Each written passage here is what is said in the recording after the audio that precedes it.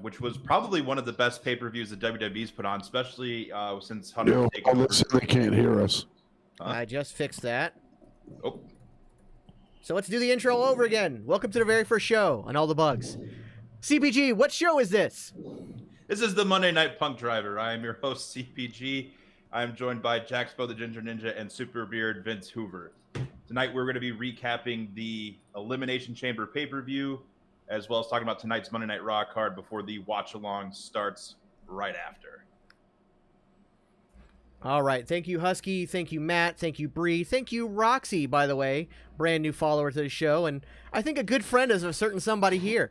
So, as always, make sure you follow us on twitch.tv/thegeeksandnoobs. Hit a follow. If you're feeling ever so generous, hit that subscribe button. It's just $5 a month. It helps the channel grow. But you can use that Prime subscription and stick it to the billionaires. Make Jeffrey Bezos pay for it. Also on YouTube, go to youtube.com/TGN Networks. TGN Networks. Open up a second tab. Go there. Hit the thumbs up button. Hit the follow button. Once we get to 1,000 subscribers, we're off and running. So help us out. Share it. Whatever. We're also on Facebook. Facebook.com/TheGeeksandNoobs Podcast. So you can share it there as well. Now, what's up, Super Bro? Now we can get into the show. How about that? We good? We're good. We're good. All right, so let's recap the Elimination Chamber, which will end up being one of WWE's better pay-per-views, especially ever since Triple H has taken over. So let's start kind of at the lower end of the card and work our way up. Edge and Beth Phoenix defeat the Judgment Day, the team of Finn Balor and the Women's Royal Rumble winner, Rhea Ripley. Jaxpo, what were your thoughts on that match? I thought it was done. I thought it was done well. Beth Phoenix looks amazing. That little nod to Luna Vachon was just like the little icing on the cake. Just because of who I picked in my pick'ems, I think the wrong team won. But all around, it was good. It had the storytelling. It had them trying to use Beth as a pawn against Edge again, and it not working out. They did like. Cool. I enjoyed it. Awesome. And Beard, what were you surprised initially when they announced that it was going to be Rhea Ripley and Finn Balor against the team of Edge and Beth Phoenix? Did you think it was going to be Dominic instead? And do you think that Dominic would have shined in that match with Rhea Ripley? Well, first I want to mention that I thought it was Luna Vachon that she was nodding to as well, but it was actually Bull Nakano. She mentioned this in the press conference, that it was actually Bull Nakano that she was actually making a nod to. But then again, that's who Luna Vachon made a nod to when she was doing her paint. So it kind of is transitionally a nod to both. It's like a full circle. Full circle. But yeah, I thought it was weird that it wasn't Dom. But I also, at the end of the day, I do think that with a pay-per-view as big as this was and as impactful as it was, that might have actually hurt the match. Dom is still learning. He's still progressing. And he was better on the outside than he was on would have been on the inside of the match. I think as a distraction, he works better right now than as an actual in-the-match player. So I think it worked out. It went the right way. It didn't go the way I thought it would go. I thought it was weird that they ended that. The feud supposedly is ended now. Like, Edge is moving on. Granted, Finn Balor can come out and affect him tonight and maybe continue on the feud. But it just felt a little weird the way it wrapped up. That is, to me, the weakest point of the pay-per-view. But that's like saying, you're the weakest man at a World's Strongest Man competition. Mm-hmm. You're still one of the World's Strongest Men. So it was a very, very fun match to watch. And I thought it had some great false finishes in that one, too. Oh, yeah. Yeah. The brass knuckles false finish. I thought it was like, you never kick out of knuckles. Yeah. Mm-hmm. Yeah, very William solid. Regal had his hands all over that for sure. Oh, yeah. All right, next up we got Bobby Lashley defeats Brock Lesnar by disqualification. Brock goes into business for himself after the match, assaults multiple WWE officials, and destroys things as Brock usually likes to do. Not the finish that I think any of us thought was really coming at all. We were hopefully thinking that if Brock was going to bow out and let Bobby take this, that it would be Bobby's first clean win over Brock. But even though Brock has probably let Bobby shine the most out of any of his other opponents he's had as of late, Bobby still hasn't beaten Brock clean. Do you think that there is a match on the horizon where Bobby finally does that, or do you think that Brock is still protecting himself from looking weak in other ways? I think it's option B there. I do think it's option B. I think that, I mean, I guess maybe we'll find out what's going on with what Bray did on Friday night tonight. I thought it was going to be a disqualification or not a disqualification finish, but an interruption or distraction style finish. But I thought the Hurt Business was going to get involved. I thought the Hurt Business was going to get involved and not Brock Lesnar getting himself disqualified with a low blow. I love that there's a video online of Brock Lesnar backstage after the match. And he's basically got a big, huge smile on his face. He's like, yeah, you know, shit happens. You know, it is what it is. Like, he was just like, he's like, yeah, I kicked him in the nuts, whatever. By the way, Kel, welcome to the show as well, sir. Thank you for popping on. Kel. But yeah, it was so. I honestly, like, to me, I don't know where this goes because technically that was the rubber match, but technically Brock or Lashley has never beaten Lesnar clean. So I don't know. Like, are we going to continue this on? What's going on? I mean, it's obvious that Brock likes working with Bobby. It's very obvious. Yeah. So maybe he wanted it to continue. I don't know. It's weird. I would have, if Bray didn't do that whole thing Friday night, I'd have been okay with this finish because it could have led into a match at WrestleMania. Mm-hmm. But since Bray did, whoever survives needs to run. I think it goes to Bobby. I think he's about to feud with Lashley. Lashley's going to be around longer. You could potentially have a little bit of long-term storytelling on Raw now. SmackDown got some. Change it up. Give Raw a little bit. Yeah, so that's where I think they're going with it too. Lesnar's actions after the match get him off TV and possibly get him off the WrestleMania card. Yeah. So with all of that, you have a really unique situation here with Bobby Lashley and Bray Wyatt. There's never been a feud between the two of them that I can remember. Roxy, thank you for the subscription. Oh. I am Roxy, just subscribed. She got a nice heavy metal Sauron guitar player. I was ready for it this time. I didn't piss myself, so we're good. So the unique things that it brings to the feud that they're going to have is that, one, it's new. We've never really seen Bobby Lashley against someone like Bray Wyatt, especially with the big bag of tricks that Bray Wyatt has now. The also cool opportunity that comes out of this is that Bobby can complete the heel turn that he's kind of been teasing, because there's no way that Bray is going to be the heel that people are going to boo in that matchup. And it brings Bray Wyatt from SmackDown to Raw. So it creates a little bit more of a mixing pool for things that Bray can do post WrestleMania.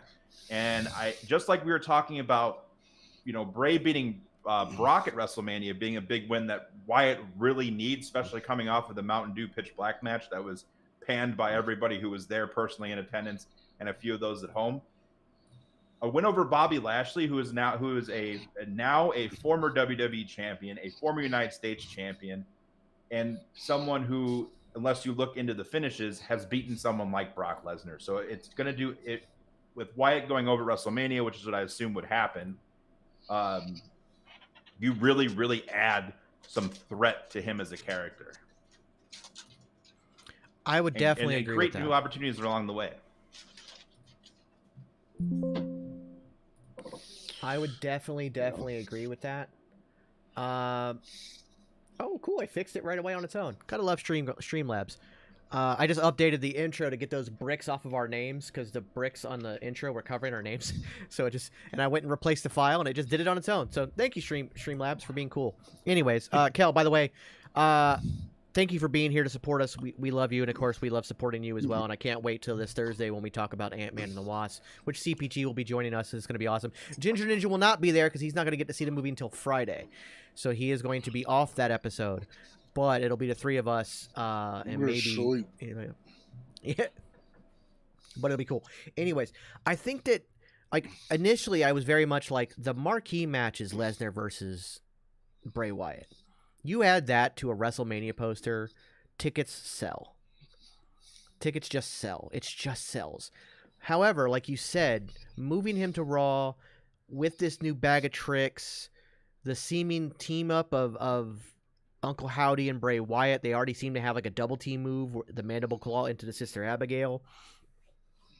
I think that, and as again, we're very slowly building the return of the Hurt Business. They keep popping up behind everybody's backstage promos. I swear to God, they see a cameraman and they go run and go stand somewhere. But it does open up a lot of possibilities. And like you said, Lashley is going to be around much longer than Lesnar is. Lesnar's still kind of your one-off kind of guy. So this could potentially be really cool. It just wasn't what I expected, but I'm not upset over it. I'm also quite interested. Jax, I think you and I talked about this a little earlier, that Alexa Bliss is also on Raw. So that brings those characters together too in the Wyatt story and the Uncle Howdy story that they've been telling. And if you have Bray Wyatt beat Bobby Lashley at WrestleMania, and Brock goes away for a bit, you could always bring Brock back for SummerSlam and do Bray Wyatt and Brock there, or tease it later on for next year's WrestleMania. I think either way, that is a big marquee match. It deserves one of the big pay-per-views. I would put my money on SummerSlam if they're not going to do it at WrestleMania. But I do think at one point we are going to get a Bray Wyatt versus Brock Lesnar. But the question will be, will Brock Lesnar lose cleanly to Bray Wyatt? And that's something that's like, the only people that have beaten Brock clean are Rollins and Goldberg. Reigns? Goldberg in that squash match. Right, yeah. So Eddie Guerrero. Drew McIntyre, didn't he beat him clean in the Thunderdome for the WrestleMania that was in the Thunderdome? Oh, yes. Yes, I believe. Yeah, I think he did. So, yeah, the list is there. It's small, especially in the modern era, or more modern stuff Brock's done. Yeah. Yeah, looking at modern Brock, it's a small list, but yeah. Yeah. All right. So then after that, we've got Theory retains in the Elimination Chamber. He is still our United States champion, which was an outcome I think we all saw coming. But I think that this was a really good showcase of what the individual members in the chamber could do on their own. I think everybody shined in this match. I don't think anyone looked weak, like a weak link in any of that. It was probably one of the most talent-filled chambers we've had in quite a while. Jax, who was your MVP for that match? Gargano. Yeah, Gargano was really good. Montez Ford put on a hell of a show, but Gargano did some shit that I was like, that Hurricane Run off the top. I was like, yeah. We were thinking we're all holding. You could die. You could die here. Yeah, it's hard to kind of pick an MVP because everybody showed out like that. Honestly, I went back and I was going over different Elimination Chambers. It's the best Elimination Chamber match we've ever had. It really is. And it's because everybody showed out. There was no, like, normally in an Elimination Chamber, there's at least one weak link. There's one guy who kind of just gets beat up, gets squashed, whatever. Not in this one. First off, we didn't have a single fall until everybody was out of the pods. Montez Ford climbed his ass to the very top of the chamber and then dropped on everybody. Like you said, that power bomb into a Hurricane Rana off of the pod. The Poison Rana on Bronson Reed after the Doomsday Device. Like, it was a Doomsday device. That man had to do a full-on fucking backflip to pull that move. Backflip. Yeah. Like, it was a Doomsday Device, which is a scary enough move to take. Doomsday Device is what scary. That looks like? You want to see what like a fat guy do a backflip? Let me tell you, just go watch it on Peacock. Like I said, I don't think we get insurance here. No, a long way away from that. Long way away from that. But yeah, like legit. What the hell?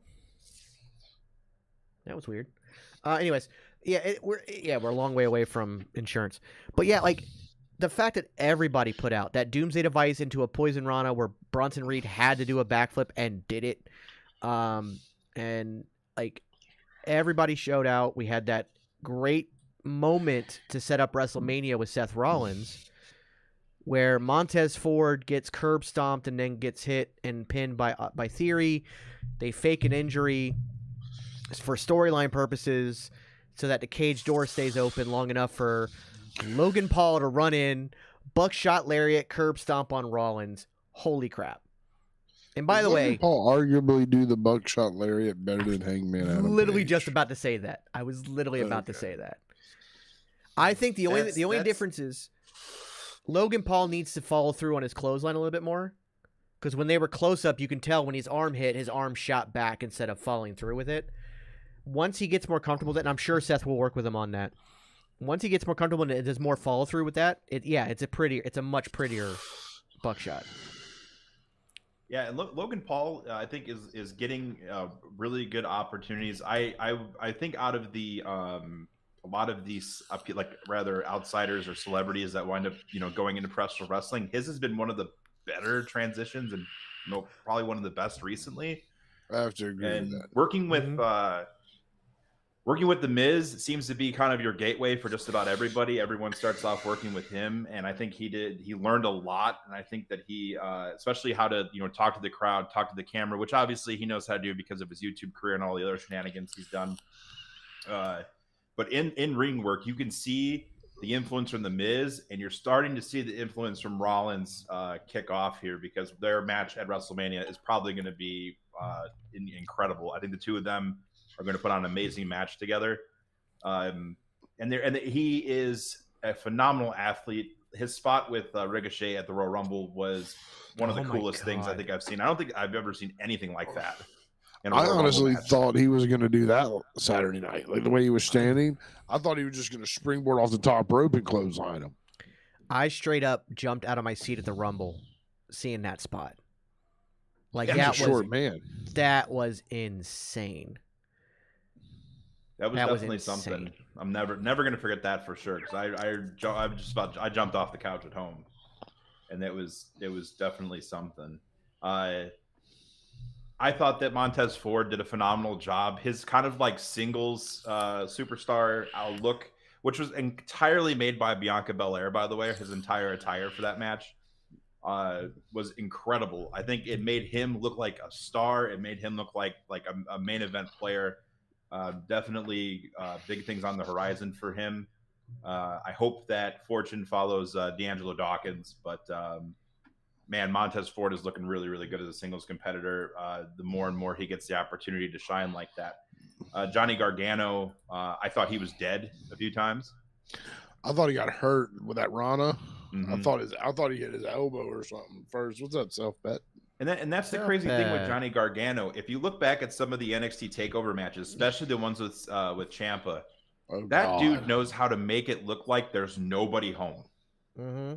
To make you think that he is concussed beyond concussed, that he's unconscious, that he's barely making it. And I think I don't know where he learned that. It's people say that Dolph Ziggler can sell ice to Eskimos, but like Gargano is on a whole nother level with that stuff. Agreed, for sure. And I think what happened is like a lot of people were starting to sleep on him. He hasn't had the best run since coming back. But like to me, he straight up proved himself tonight, and it was amazing to see. It was just simply amazing to see, and I couldn't be prouder of everybody in that match because they all killed it. Everybody killed in that match. Like I said, to me, I can't think of any other match. And like I said, I went back and looked at I didn't go watch other matches, but I went and looked at the cards and everything. I can't find another match better for an elimination chamber than that one. I just can't. I think you had every type of wrestler represented really well. Mm-hmm. Bronson Reed was putting on all the big man stuff. I'm really anticipating Bronson Reed versus Damian Priest and a one-on-one. That's going to be incredible when that finally kicks off. It just showed this incredible talent pool who are all in the mid-card picture, who we're all going to see vying for the WWE Championship at some point down the line. And I agree wholeheartedly. That was probably one of the best Elimination Chambers matches, if not the best that we've ever had with WWE.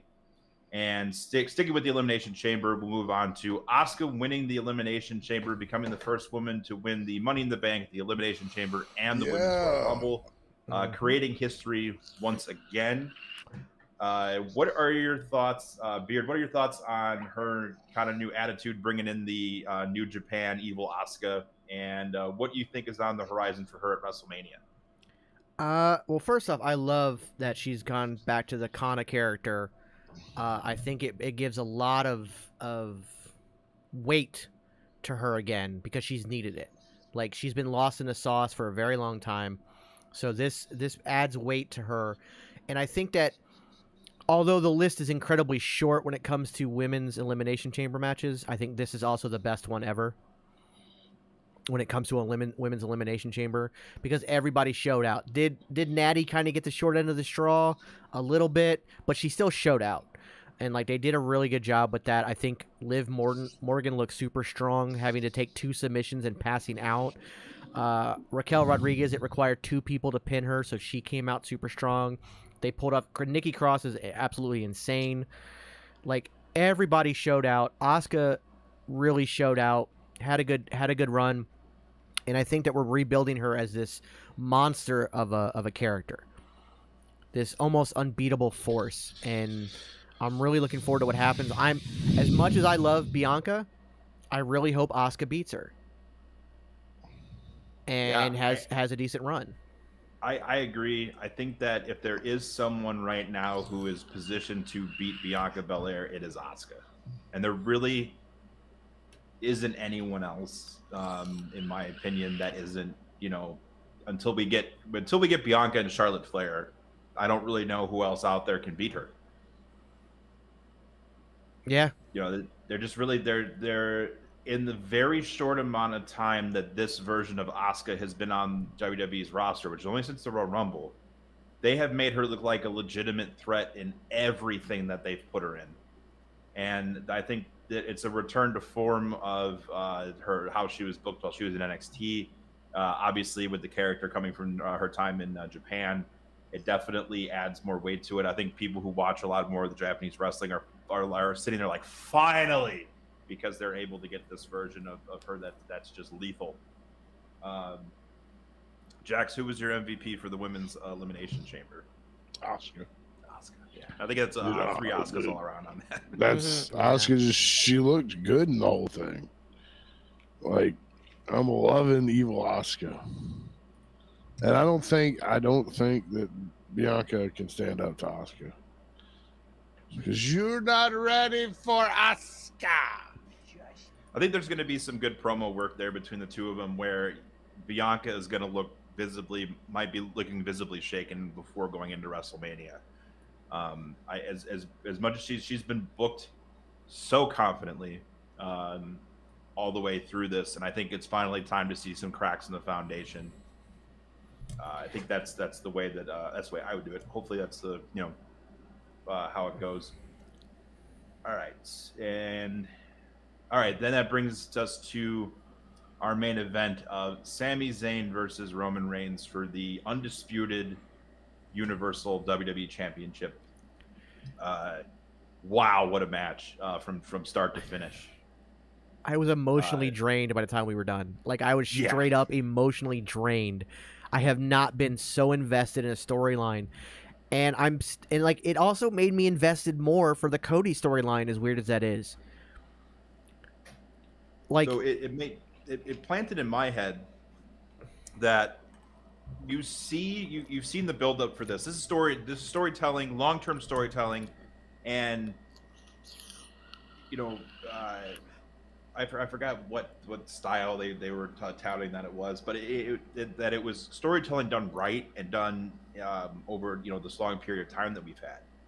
And what that kind of planted in my head is that we've seen Roman and Sami go through all of this, and Sami put on the absolute performance of his career with WWE, no doubt there. If Roman barely survives that, and now we're going to look at all of the things that Cody has been talking about in his promos. The things that motivated Sami and Cody are very different, but the amount of money he had with Roman being able to overcome that through the means that he did, he may not be ready for what Cody Rhodes is bringing to him at WrestleMania. And I think that's it. I think that's where the cross investment really comes from. The promo between Cody and Sammy was phenomenal. It did both it elevated both of them. Cody didn't outshine Sammy, which I thought was really great, and it definitely sets the stage for a match between the two of them in the future, which I think it will blow the roof off the place. Mhm. I agree wholeheartedly. I think that what we got last night was actually multiple stories coming to a head. Because I don't want to touch on the Jay part just yet because we'll get there. But that one, to me, and I've always brought this up, but one of the greatest long-term storytelling that ever happened in WWE's history back in WWF was the $1 Million Man Virgil story. Oh, yeah. And I equate to what happened with Jimmy, or to with Jay and Roman, to be the same. But what's great too is as we're going into WrestleMania, thanks to this match, the bloodline is crumbling. It is crumbling, and Sammy exposed the cracks. He may not have won the match, but he showed that he is beatable. He has a visual 10 count pinfall over Roman. Mm-hmm. Like, even though the referee would bump, like the crowd, which, by the way, can we talk about how great that crowd was? All night long. All night long. We talked about this on Will Gray's podcast yesterday, Ginger and I. They asked, like, what's your favorite arena? And I think there are great arenas, but I think that what really makes an arena great is the crowd that comes in it. And I now want nothing more than to go to a show in Montreal because of that crowd. I have no idea what that arena is like. I don't know the idea what their food is like. If it's just stairs, like there's like Alamo Dome sucked ass because it was just nothing but concrete stairs to get up everywhere. I thought it was fun. Shut up, Mister. I didn't have to go up any stairs because I got the fancy seats. You bastard. Some of us, like myself and Nate Slater, had to go up to the third fucking floor on these goddamn concrete steps with no escalators. That sucked. But, like, I don't even care. Like, because that Alamo Dome was still hot, and I still very much enjoyed that show. And Montreal, I can promise you, just from watching it on TV, with less than half the amount of people, was 10 times as hot. And so that, to me, makes me want to go to that show just to be in that crowd. Yeah, I agree. The crowd was louder than the action going on in the ring, especially during that match. I mean, you had your a little bit of your booze going on when Natty got eliminated in the women's match, but that's like that simply like went away so quickly because of how invested the crowd was in everything that was going on. And they really showed out for Kevin or for Sammy and Kevin, both. Like it was a great moment for both of them in Montreal. And I agree that the bloodline is visibly crumbling, kind of like how I was saying how I think Asuka's going to shake the foundation for Bianca Belair's confidence. We just saw that, how it can unfold with the bloodline and Sammy. And I think it just feeds into everything going into WrestleMania. I think we're in for a real treat this year. I think that they have a great, I think Triple H has a really, really great show planned for everybody. Yeah, WrestleMania is going to be insane. Yeah. If this is any indication of what Triple H can do with creative, we are in for what could arguably end up being one of the greatest WrestleManias of all time. And I say that with zero hyperbole. We could end up getting one of the great. I whether it is one of the greatest or not, at the end of the day, I am genuinely excited for it, and I know it's going to be top tier. Even if it's not the greatest of all time, I'm not worried that the show's going to suck in any way. Like, I'm super excited for what's to come. Yeah, I think the cards are shaping up to be really interesting. And I'm interested to see if we're going to have an absence of Brock Lesnar this year or not. I think we are. I think Brock's taking this one off. Coach Ron, how's it going? What's up, Coach Ron? In favor of SummerSlam. I think that's what's happening. We'll see whether or not they announce his suspension on Raw tonight. But yeah, let's see. What else we got? Okay, so then, all right, so that brings us to tonight, Monday Night Raw. Wait. Do you want to, before we go any further, do you want to bring up Sami Zayn's back? Oh, yes. Yeah, so I don't know if any of you guys had seen the aftermath of the match with Sami Zayn's like entire body being beat to shit. We got a picture of that. and this doesn't even show the cut he had up his entire abdomen. And he took I can't imagine what his body must have felt like this morning. Just Yeah, ugh. absolutely just He gave everything he could to, I mean, he had and his everything he that came definitely with had he had his greatest match ever in WWE last night or Saturday night. And yeah, Coach Ron, we were talking about suspension. Is that Brock Lesnar most likely will be suspended for F5ing the ref and whatnot after the Lashley match on that. So he'll probably be. We're talking about Brock Lesnar getting suspended. I know you came in kind of late, but Sammy really went out there. He gave it his all. Yeah, he attempted his diving through the ropes from the outside DDT, but normally there is a cover over the steel connection. There was no cover, so he ended up getting a cut down almost from all his entire abdomen and his chest. And so that was, and you saw that come up very quickly. And it's like a rub burn, but it's like a steel rub burn, and those suck. And yeah, so but like he even talked about it at the press conference, which I went back and watched. As he sat in the press conference, he started to more and more like he's like, I don't know how I feel. I feel strange, but as he felt more, I was like, you know what? I feel good. I feel good. I feel good about what happened. Like I feel good about the match I went out there and gave. And yeah, I was cheated out of it, but I feel good.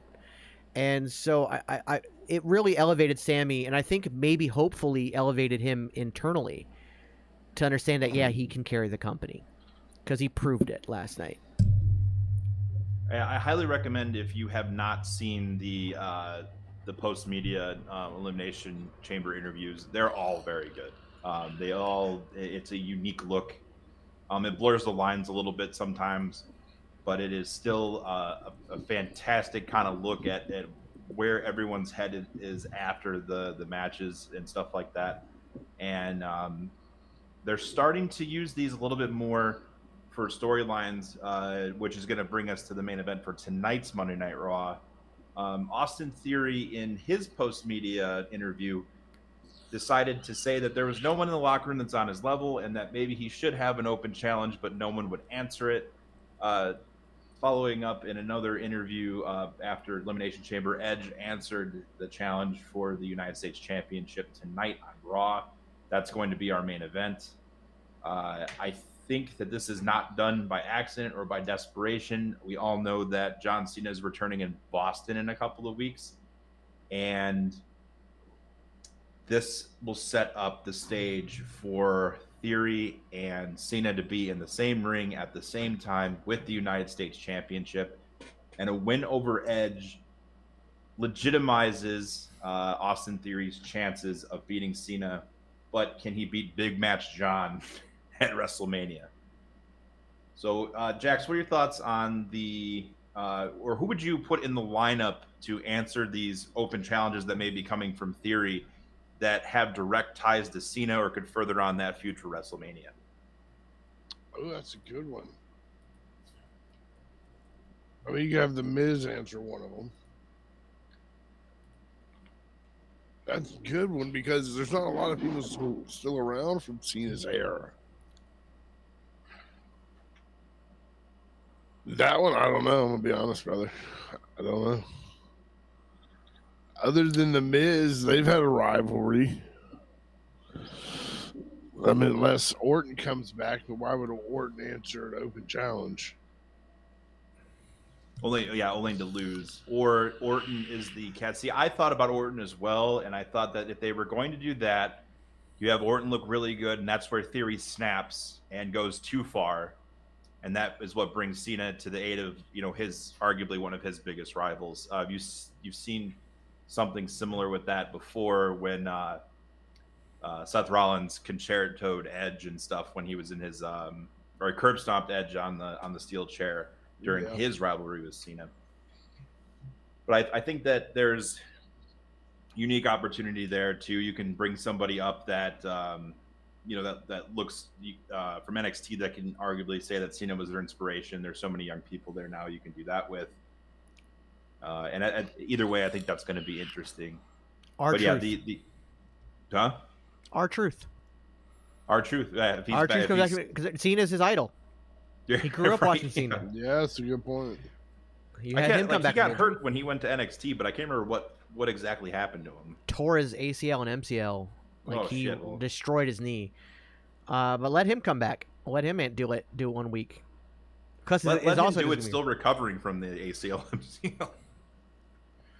Yeah, even if it's just a roll up fit, he comes out, cuts a promo, is very funny, roll up finish like real quick. It's like it's a 5-second match, whatever. I don't care. I just want our truth back. But also it works with the Cena thing.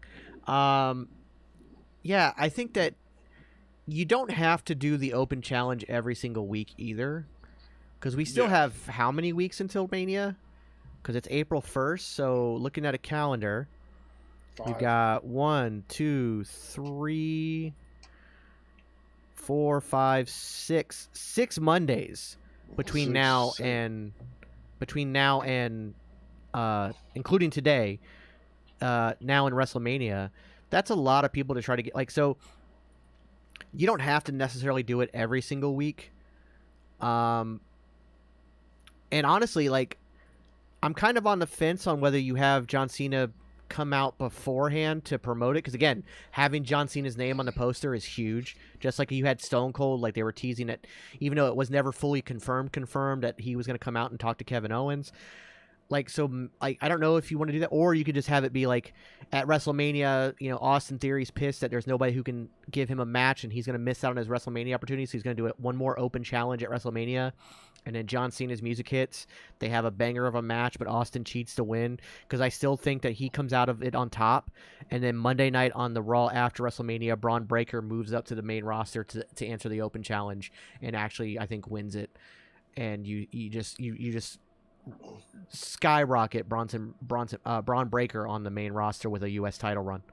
You get the parallel too that Cena, once he won the United States Championship, went on a meteoric rise, right? You can kind of tie those types of moments together. I think that's a really good prediction of what same with Kevin Owens. Happen. Same with Kevin Owens. Kevin Owens. Mm-hmm. Yeah. I remember that because he was the NXT Championship at the time. I think that was the first time the NXT Championship was on Monday Night Raw. Was when he showed up with it. Hey, AJ, welcome to the show. And AJ actually brings up a good point. So, like when Cena called out Taker, but he didn't get the match till Mania. Taker never answered anything until Mania.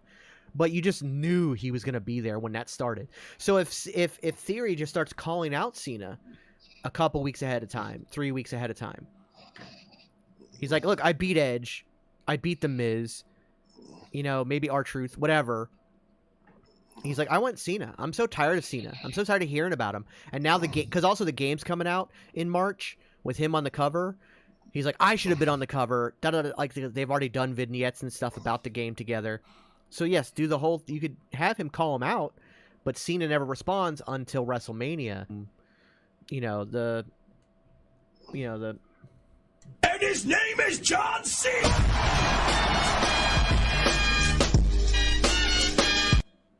An interesting thing, if we look at there's only 3 announced matches on the card tonight, and if we're building this Theory open challenge, Mustafa Ali and Dolph Ziggler are fighting for respect. Dolph Ziggler, another person who has history with John Cena. So if you're able to have Dolph Ziggler win here and kind of jog people's memories of that rivalry or those interactions, he may be someone who could answer Austin Theory's challenge just to keep it going. The Miz and Rollins also have a match tonight, which I think will further along the feud leading with Logan Paul, Miz being the link there too. But I think that the Miz and Dolph winning their matches tonight, Miz obviously probably through nefarious means with Logan Paul and Dolph Ziggler, it jogs the memories. So if those are the people they choose to have come back and try to answer Theory's challenges, or as he's calling out John Cena, he's getting these people instead who have had firsthand encounters with him saying, do not do this, you will not make it. And then you lead everything up to WrestleMania. But yeah, that's the That's the card. I was really surprised it's only 3 announced matches. I thought it'd be more with a 3-hour show. But Well, they haven't. Match an hour. They really haven't like announced a lot over the last several weeks. As far as like they'll have like just 1 or 2. Like the fact that there's 3 is kind of a lot compared to what they normally announce, because it's normally just 1 or 2 matches that are announced for Raw, and then the rest of the show just kind of happens. Which, I mean, by the way, if we do not get, I'm gonna riot if we do not get more of Otis and the Maximum Male models. oh yeah, We better get more of that tonight, because I'd fucking want it. I want all of it. Give me all of it. It's the greatest thing on TV. I think the amount of silly outfits they can put Otis in, it's just like it's limitless what they can do. Yeah, Limitless. and you can definitely, if you ever really wanted to split up maximum male models, you can have the jealousy of like, why is Otis getting all this attention when it should be on these 2 studs that they have in that faction. I remember when that stable started, and I was like, "What are they doing? What is this building? What are they?" And I'm seeing it kind of teeter totter with like, "Oh, they're going to slowly kind of go away, or they might go back to NXT." And then now with the insertion of Otis there, I think that's going to lead to a lot of funny moments. Also frees up Chad Gable, which I think would be a great addition to the mid-card scene as people start to kind of shuffle around after Mania. Well, we have a little inside baseball knowledge, thanks to a certain somebody who will be joining the PWC with a couple shows coming up, that Gable Steveson has graduated from pro wrestling school and should be ready to go soon. So you could have Chad Gable and Gable Steveson continue on as the new Alpha Academy. And there's already a little bit of history there, because Chad Gable has gotten into Gable Stevenson's face a couple times. But he's been gone long enough that you can make him go heel, which is probably going to be best for him starting out. Mm-hmm. And you could have him as part of, once Otis leaves Alpha Academy, Chad Gable can introduce, here's my new student. It's even better. He's on level with me, and then boom, Gable Steveson comes out, and being under the Chad Gable learning tree for him is going to be astronomically huge. So, I mean, I'm just speculating, but I feel like that's the way to go. Yeah, Gable Stevenson's addition is going to be probably I would say since Kurt Angle, in terms of Olympic level wrestlers going into WWE. I know Chad Gable's got experience with that as well, but what Gable Steveson can bring is going to be something special. I hope if anyone can get over with that type of gimmick, it's probably him, especially paired with someone like Chad Gable. Yeah. And then since that pretty much runs down the card for Raw, do you guys think that there's going to be a draft after WrestleMania? It'd be cool to see one, but I don't. Or do you think that the brand extension split reforming will kind of go through another duration? Because we have kind of seen another division in the locker room again. We're only seeing certain people on SmackDown, and we're seeing others on Raw. There's not very much overlap anymore. The only overlap really being Roman. Yeah, I don't know. Like, could the draft, by having a draft, you draw a definitive line back between the shows. And the rumor I had last heard was that they were looking at maybe around Survivor Series, another draft, not like right after Raw or Mania, which, by the way, I think, considering that they consider their seasons go from Mania to Mania, having the draft after Mania makes sense. But, like, if you're going to do it. But at the same time, like, because you've got, like, let's look at Bray Wyatt, who is very much SmackDown, but if he's going to go after Lashley, he's going to have to move over to Raw. But to be able to have some kind of transitional stars that can jump between shows, but still like, oh, this person signed to Raw, this person signed to SmackDown, or sometimes do a trade. And so you have some people who are definitively on certain shows, but don't make it so clear. Don't make it so like precise with a draft, maybe. I don't know. Like the draft feels so definitive. And I don't really want it, I think, at this point. Roxy says that's why they don't announce many matches because they needed to ensure 45 minutes is slotted for Rumble's entrances. That's the truth. I I think with the draft, there are people who need to switch shows. I think Karrion Kross needs to go to Raw to at least jumpstart and do something. I was actually seeing some talk about it on TikTok the other day that Karrion Kross is in this rut, which he absolutely is in, and there doesn't seem to be a way out of it. He's in really meaningless feuds that don't really bring him anywhere.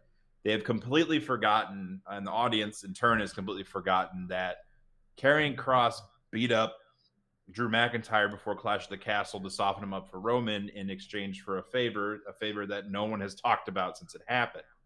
And I think the audience has forgotten that, and I think that in turn they don't feel the need to push on it. If they really want a fresh start for someone like him, going to another show and giving him a fresh set of opponents would be pretty good, and hopefully he gets his feet again. He's not a bad talent in the ring. I think he needs a little bit of a change here or there. They need to make up their mind whether or not Scarlett's going to be an in-ring competitor or not, since they had the mixed tag match, and they need to kind of really have something set for him to go. I think once the Intercontinental Championship picture is clearly defined for WrestleMania, at the end of that, if Sheamus completes the set and wins the Intercontinental Championship at WrestleMania, you have to move Gunther or you have to move McIntyre away from him. If you break up the Banger Brothers, you're going to have to for that match, or you're going to at least have. Hey guys, I'll be right back. I gotta check on my dad. Yeah, of course. And you break up the Banger Brothers, and you have or the Banger Bros, whoever they're called, and you either have them part ways mutually, and McIntyre goes to Raw, or you break them up where they're going to be feuding for a while, and then someone moves on from there. Gunther's going to have to get out of the picture, though. So maybe a move to Raw for Imperium, for someone who's coming back up from NXT, the New Day, if they go back to SmackDown, or if really anybody could get swapping tag teams is like anything with WWE, because the pool is pretty shallow at the moment. But that's the good part about the draft, is you can shake things up. Or they could do the superstar shake-up version of it, where it's very, very limited in who gets moved from where, and then you can also bring up NXT talent. Yeah, that is a good side to it. And it's just I don't know, like it's a little weird to me to do it, but at the same time, like I can see exactly your point, and it's big for NXT especially because, like you said, you have call-ups and whatnot. I think that it works, but Magnificent Stan, first time chatter, welcome to the show. If you haven't already, please hit that follow button and get yourself a dancing penguin, sir. And if you're feeling ever so generous, please subscribe. You can use your Prime subscription and make Jeffrey Bezos pay for it and stick it to a billionaire. We always love that. Do we see a heel Drew? Ooh, that's another good question. Magnificent Stan, you get a dancing penguin. Thank you very much, sir. Thank you, bud. Yeah, a heel Drew would be great, because we really haven't, since his reintroduction with Dolph Ziggler, really had that, or anything. He's been, on this kind of gallant quest for the championship. He was able to do that at WrestleMania inside the Performance Center, and he's kind of kept with that ever since. I think the ending to Clash of the Castle definitely solidified him as a babyface, singing with Tyson Fury, and everyone really, really enjoying that. And I think that overall, a heel turn might be in the cards for him, because Sheamus is going to be a babyface with the Intercontinental Championship, at least at the start of it, because he finally has ascended, and he's won everything now. So I think that you're going to need someone other than Gunther to come out of that a changed person. And if you're breaking up the Banger Brothers, then a heel turn from McIntyre makes the most sense. And either a move to Monday Night Raw, or a proper feud with Sheamus afterwards. between the two of them because McIntyre is a former Intercontinental Champion, I believe. Yeah, and he is. still the chosen one. I look at it like this: you don't have to turn Drew heel right away with that triple threat if that happens, but you can have like those two brothers, that they decide to fight each other, and then by the end of the feud between Sheamus and McIntyre, he starts to drip in heelish tendencies and then eventually turn at the end of it. And then because Sheamus has organically become a babyface again, and I think Drew is just kind of a perennial babyface, and so you can't just have the drastic sudden heel turn. Like it's got to be like also organically done. So like you sprinkle it in, you sprinkle a little bit of it in that match, and then those two feud but as brothers, but then like he starts being a little bit more heelish as it goes on. Have a blow off at SummerSlam where he turns full heel. Yeah. If you're gonna do it, Sheamus can get it all as long as he keeps calling everyone fella. Yeah, well, he always will. Yeah. Yeah. I think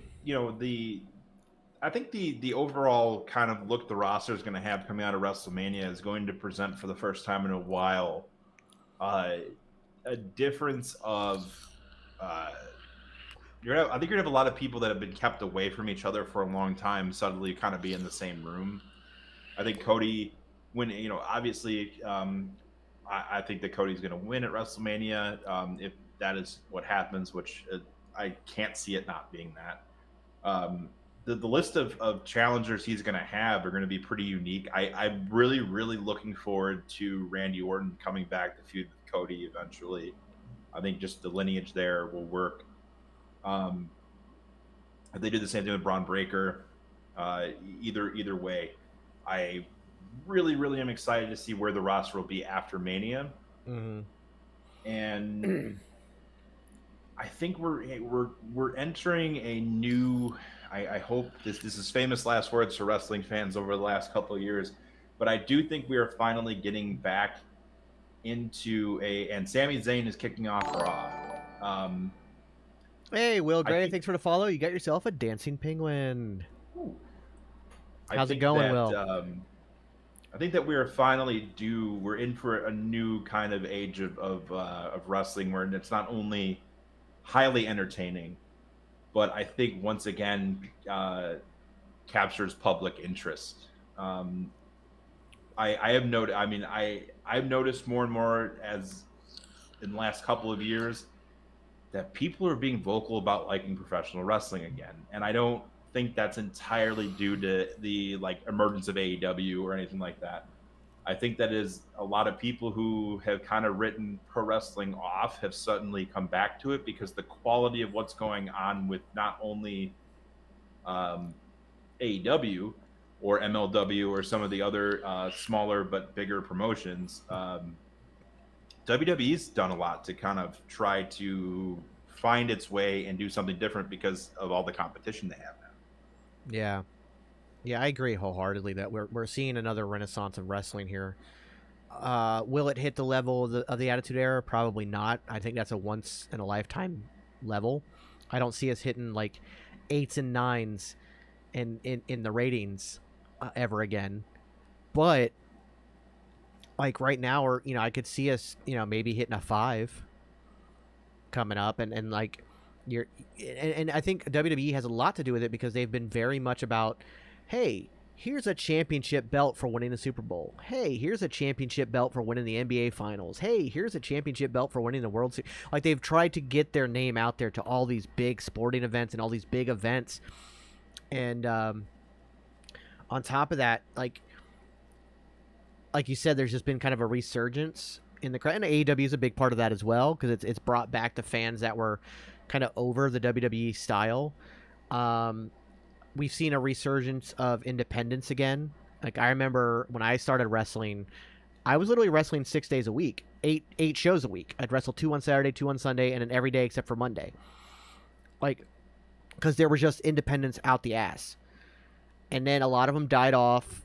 And then, but now you're starting to see, like, instead of it being, like, yeah, there are 1,000 independents again, but, like, you're seeing quality. MLW, GCW, Texas All-Star Pro, Evolve, Defy. Like, you're seeing these and then you have guys like Cody who went on a run in the independents. You have guys like Jay White and Kenny Omega and all these, and FTR, all these guys going out there and working these independent shows and bringing light to these smaller promotions. So there's like a reason. So people are now starting to like, oh, there's a show in my neighborhood. Let me, even if they're a casual fan, they're going to a live show, you know, and it's fueling that. Yeah, you're seeing a lot more of the independent wrestlers getting mentioned and stuff like that. Like I mean, he's having a fantastic run right now. But like Mike Bailey is Yeah. the top of the indies right now, right? You know, he's on everything. He's fighting everybody. Matt Cardona is another one. Yeah, Matt Cardona. That I don't know if you saw the Indiana Jones gear that he's got. That was pretty sweet. No, I didn't see. I need to check that out. But Magnificent Sand says, yeah, they'll never draw into casuals like the Attitude Era did. Yeah, I think because the Attitude Era was able to capitalize on this, the insurgence of reality TV and everything kind of going real. It was lightning in a bottle in that moment, and we got some of the most outlandish shit during the Attitude Era, and it was just enough to catch everybody's attention. Jackass was just kicking off. Like it was a perfect storm of stuff going off, and I don't think we'll ever get that again, but we'll get close. Will says, I raised the question that do the ratings even matter anymore with the online presence? Do they matter? And that's the other side of it. Is the other reason we won't get an 8.0 or a 9.0 in the ratings is because so many people are now on streaming, and they watch it like maybe Tuesday morning or something instead of watching it Monday night on USA. They watch it on Peacock or they watch it on Hulu.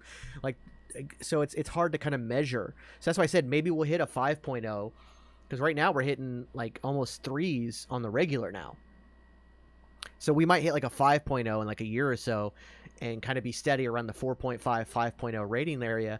But I don't think we'll get above that, and partially because of the modern streaming era that we're in as well. But Elimination Chamber had the most watches of most live watches of any pay-per-view since they went to the Peacock. And since they went to the network. Like, it's the most views ever in the history, and I think WrestleMania is going to top that, obviously, because it's their Super Bowl.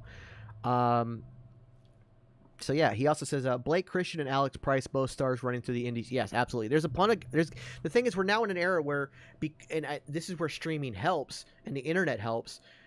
People know more about the indies, and even the casual fans are looking stuff up and finding out about people, and like people like Blake Christian, look at Alex Kane on TikTok. Oh yeah. Alex Kane is getting a massive following, and so like there's a lot to be said for all of that stuff. And the ratings, I agree with Stan here. They matter, just not nearly as much anymore because they have their own analytics off the streaming stuff and whatnot. And like you said, they put out so many numbers. Alex Kane was just on Will Gray's show. Super cool guy. Yeah, I saw that episode. Very well done episode, Will. Love Alex Kane to death. Totally fangirled when he followed me back. But yeah, there's a lot going on right now that we're seeing this resurgence of the casual wrestler being more involved in outside of just the main WWE spectrum. So I think that like we may never see those Attitude Era numbers, but we will by secondhand accounts, if that makes any sense, because of streaming and everything else. We're going to see it. But like I said, they've set box office records one after another with the recent pay-per-views. Like just gate records. Boom, boom, boom. Rumble was huge. Yeah. Yeah, I agree. I think that WrestleMania is going to top the Elimination Chamber as far as the Peacock engagement and everything, because you have such a great story continuing out of this pay-per-view. I think that Cody has brought a lot of eyes back to WWE. I don't think that it's really has all that much to do with his indie run as much as AEW, but I think that people look at Cody, and I think a lot of them that have been fans for a long time that have kind of tuned in and tuned out are probably still big, huge fans of his dad. And you can see his dad and him in his promos and stuff like that, and how he really kind of plays that angle of his personality up for the crowd. So I'm excited. Obviously in the kind of renaissance that we're in with everything, it is cool to be able to like wear a wrestling T-shirt at a music festival and get too sweeted by everybody for an entire day. You know, it's cool. It's nice to see. It's not something you have to hide from everybody. Yeah, exactly. And it looks like Raw is beginning. Yeah. Right on. Is Jax all right? Yeah, he's just checking on his dad. He'll be a few minutes. In fact, I'm gonna go ahead and I'll pull him down for now. He'll be back in a bit. Just having to check on his dad, get some stuff together. His dad, obviously that kind of stuff comes first, but he'll be okay. He'll be back. But yeah, so we got Raw. So they're gonna do a quick Elimination Chamber recap. Absolute insanity on Saturday night. Absolute insanity. That's one of the hottest crowds I've ever seen. One of the biggest home crowd pops for someone that I've ever seen. Following even Friday. Yeah, that was my biggest concern, and they didn't disappoint. Yeah, they took a pretty big risk having him come out to his original music and stuff the Friday before, but I didn't seem to hinder the crowd or hinder his entrance at the pay-per-view at all. I mean, I think everyone that was on their feet screaming on Friday was on their feet screaming on Saturday. Yeah. And tonight, they're not in Montreal. They're in Ontario, I think. Oh, okay. Or not Ontario. Edmonton? No. Calgary? Ottawa? Ottawa. Okay. I think that's where it is. Thank you, Husky. Ottawa. Yeah, I was right with Ottawa. I was about to say, because Ontario is the province, so Montreal's in Ontario. I was like, that's not what I meant. Yeah, Ottawa, oh, man, Ontario. This Jey Uso stuff's gonna be nuts at WrestleMania, leading up there, and how this is all gonna. Yeah.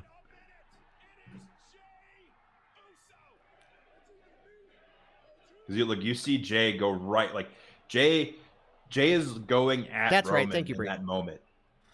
Montreal was in Quebec. Ottawa's in Ontario. So I was technically right when I said Ontario. Fuck.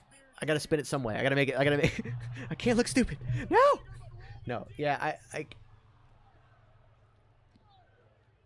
And I don't know, so with Sammy accidentally spearing Jay, will that help play into why he goes ahead and he gets with his brother to defend the titles against him and Kevin? Regardless, somewhere they like Rush. Yes, somewhere they like Rush.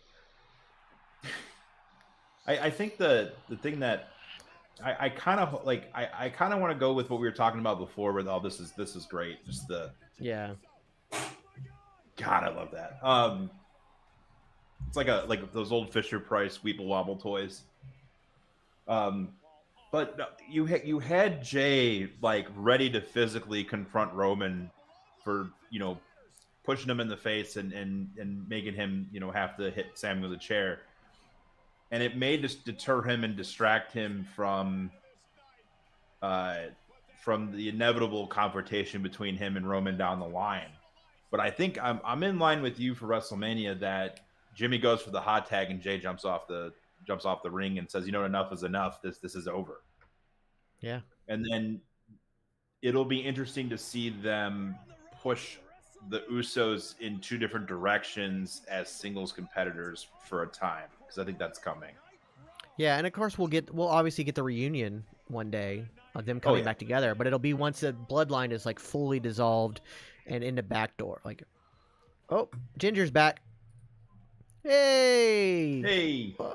Sorry about that. No, don't apologize. Obviously that comes first. Sammy kicking off Raw, ladies and gentlemen. Another big pop. Yeah. And did you hear the volume rise when he stepped out? It was already big, and then it rose again. It just erupted. Mm-hmm. Yeah. And I know you guys on stream can probably slightly hear the audio, because unfortunately when I watch it, it comes through I haven't figured out how to separate it yet, so I'm old. Technology's hard. But yeah, you had to hear that volume increase. They're already going loud, and then he steps out, and the price just somehow found another volume. Do you agree with some of the people on social media that have been likening this to the Yes movement? Yes, because I don't. I do in a sense because it's the organic crowd reaction to somebody. Regardless of how they want to be written or how the WWE wants to push them, the crowd is reacting how they want to react. And that's why I equate it to the Yes Movement. And Seattle, as loud as Montreal is, Seattle is notorious for being one of the loudest places for any event.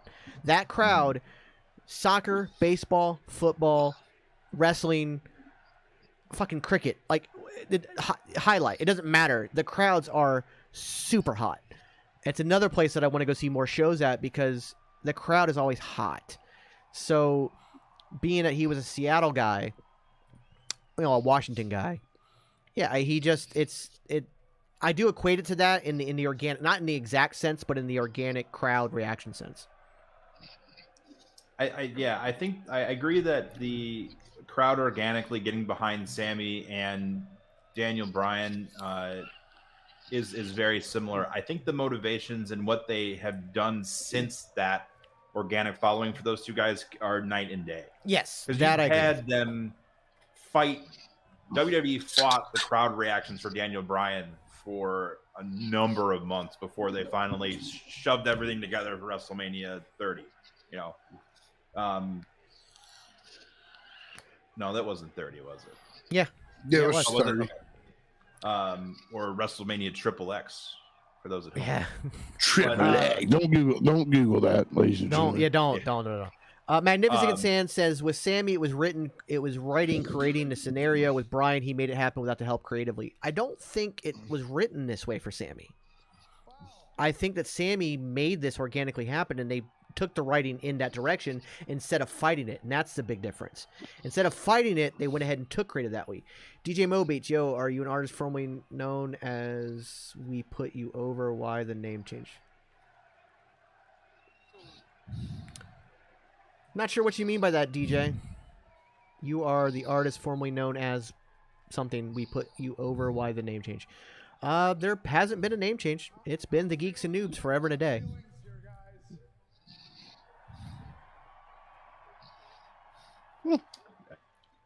I don't understand what that means. I don't either. I mean, I changed my name, but not from putting you over. Yeah, I don't know.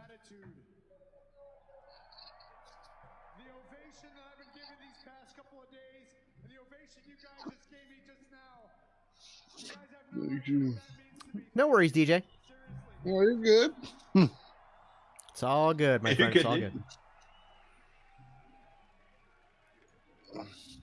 We're kind of going silent because Sammy's really cutting another emotional promo.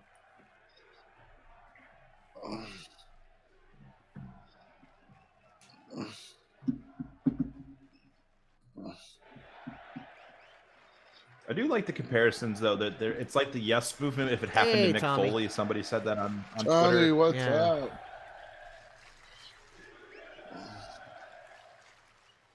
You just had that humbleness that you see in Mick Foley. You're getting that out of him too, man. It really is an amalgamation of most of those two types of I pushes. know, look, for me, just as much as anybody, another thing I'm feeling is after coming so close to putting a bow on a storybook ending in front of my friends, my family, my city, my country, and coming up just a hair short, I'm not gonna lie, I feel a lot of guilt. A lot of guilt for that. You know, I feel like I let people down.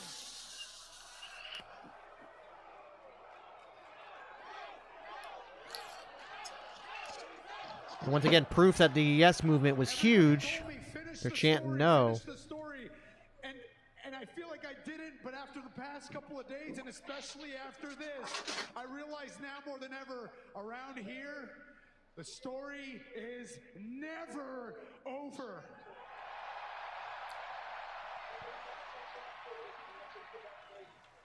However, we are entering The final countdown. chapter. And the final Sorry, chapter is sorry. not just Thought about singing was the right thing to do. So there's one person that I do need to talk to tonight more than anybody else. Oh, I thought he was going to say Jey Uso for a minute. I did too. So Kevin Owens, That makes sense, I though. would love it if you came out here right now. Oh yeah. It's in Ottawa, Ontario, Canada. Dee's gonna watch the playback of this, and when we get the providences and things wrong, she's gonna probably kill us. Probably. Yes. With kindness, of course. She's Canadian. Every smack will be followed by sorry. Sorry. Sorry. The worst of rivals.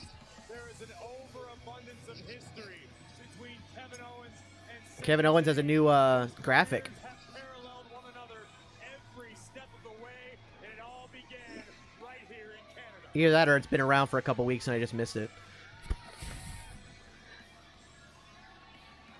Just the duct tape. It's the same. No, not the shirt. The entrance video. Yeah, Yeah, I think it is different. That's his 'cause it- old school one.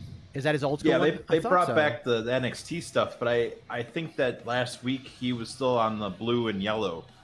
Yeah.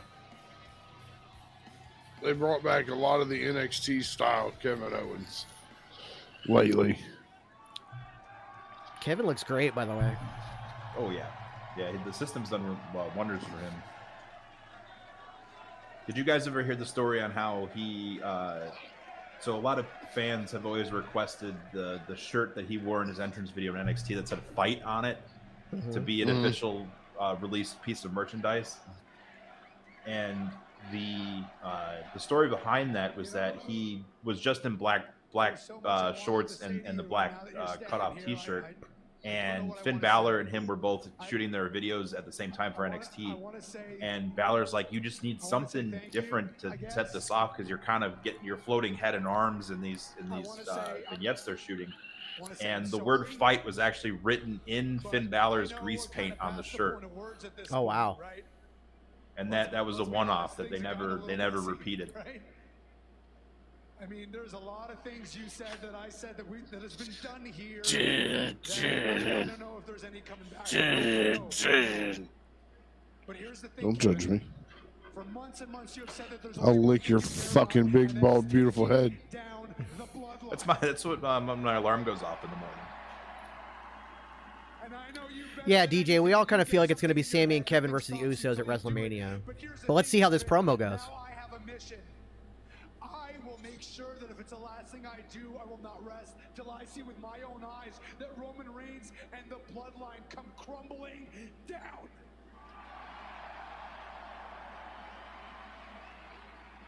But here's the thing. You couldn't do it alone. And I couldn't really do it alone. But I do think that there's only one way to get it done. Planting the And that is if seeds. we do it together.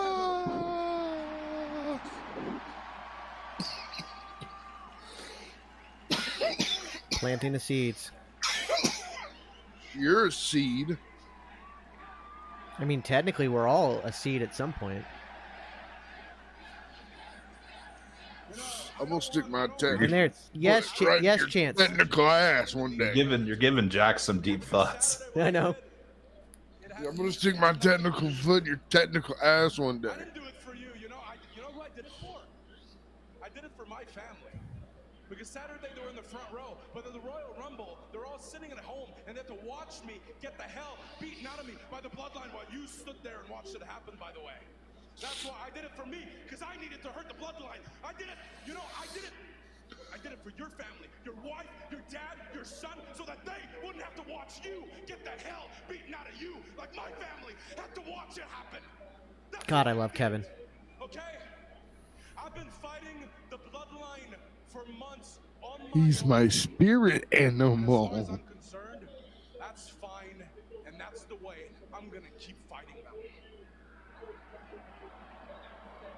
Okay? Because I still mean everything I said. Yeah, back DJ, he's in fantastic. November after Survivor Series, I told you I was done with you, and that stands today. But hey, guess what? If you need help taking down the bloodline, just ask your buddy Jay.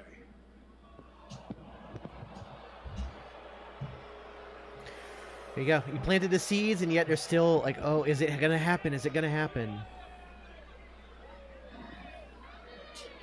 Could it happen? Will it happen? It has to happen. Whee! What was that? Little Yumper, thanks for the follow. You got yourself a dancing penguin. Well, thanks, Yum. Dancing penguins. All right, here's yeah. I'm really excited for Edge and Austin Theory. I think that's actually going to be like, hopefully they give them enough time.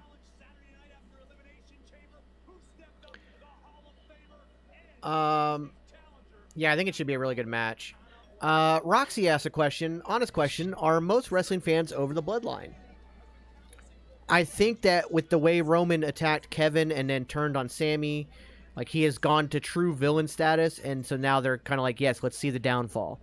Again, very organically done, very well written, and they've gone from being everyone acknowledging the bloodline to now being like, no, we're done with you. You've crossed the line, and we're ready to see you downfalls. And they're building it right to WrestleMania. Let me, Roxy, let me answer your question. I'll give you an honest question. I am over the bloodline. I said it, guys. I'm sorry. I need help. Weakness is. I think the bloodline. It's oh they need something for Corbin to do. Now he's here.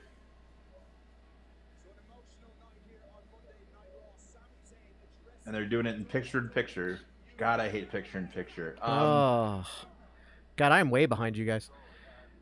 The bloodline, I think people are like, the very small window of the bloodline being faced that was kind of there has definitely come and gone. They're bad guys. We know they're bad guys. We hate them because they're bad guys. And then everything that he's done to Kevin Owens and the bloodline's done to Kevin Owens and Sami Zayn and Jey Uso. Magnificent Jey Sand. Uso is a tweener leaning towards babyface right now because of everything he's had to go through. So yeah, I think that when we're saying that we're over the bloodline, it's like it's definitely time for Roman to lose. They have the right people in place for him to lose too, and they've also have the right people in place for the rest of the bloodline to lose too. Yeah. I'm interested to see what they wind up doing with Solo during all this though, because he's probably going to be the last person to leave Roman. Oh yeah. Or Paul Heyman. You have Pat McAfee come out and kick Corey Graves right in the dick. Okay, so let me explain why he's saying that. So first off, I want to mention Magnificent Sand. You made me laugh. He goes, "This isn't even restaurant quality picture-in-picture." I like that. Very well said, sir. Also, AJ, I have a question. How do you start a Pat McAfee versus Corey Graves feud?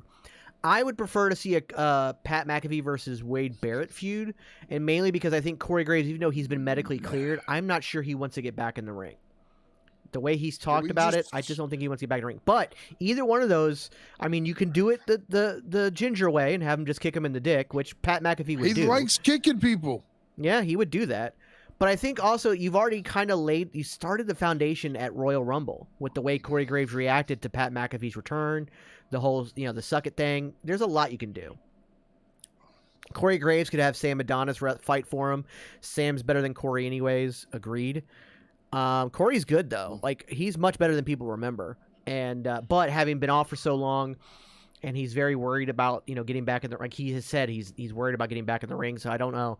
And the fact that Wade Barrett has been, like, working out and getting himself back in shape, I feel like there might be something there. Plus, like, you have to put Pat McAfee on SmackDown with Michael Cole. Like, you just have to. Like, he would run all over Kevin Patrick. It would become a one-man table if he took over Corey Graves' spot, because he would just run all over Kevin Patrick. I think Michael Cole handles it best, and the way they interact, and the fact that they are best friends. Like, Michael Cole and Pat McAfee are the best of friends. And if you ever just watch any interview where Michael Cole is with Pat on his show, like, the way they are, it's awesome. So I would prefer to see Wade Barrett versus Pat McAfee, and Wade would be really good at getting that going without even Pat McAfee being around. Similar to like what Cody has done, where Cody has made you so invested in the Cody versus Roman match simply with promos. Wade Barrett can just start taking jabs at Pat McAfee on SmackDown and get it going. And now that, Super Bowl's finally passed, it's all that, it's great. So we'll see how it goes. I'm going to take a short break. I'll be back momentarily. Not a problem. Yes, sir. So we're going to go ahead and pull him off the screen for uno momento. Uno Hi, momento, Ginger. momento. How are you, sir? I'm doing fantastic. I have a feeling Sammy's whole Baron Corbin thing is dumb. Baron Corbin's dumb. But I think, I honestly, though, like Lone. But hold on, I say that with this. I like Lone Wolf Baron Corbin. I think that's what they're getting back to. And so him attacking Cody, him attacking Sammy, I think works. Now, if we give me a match between Sammy and Corbin right now.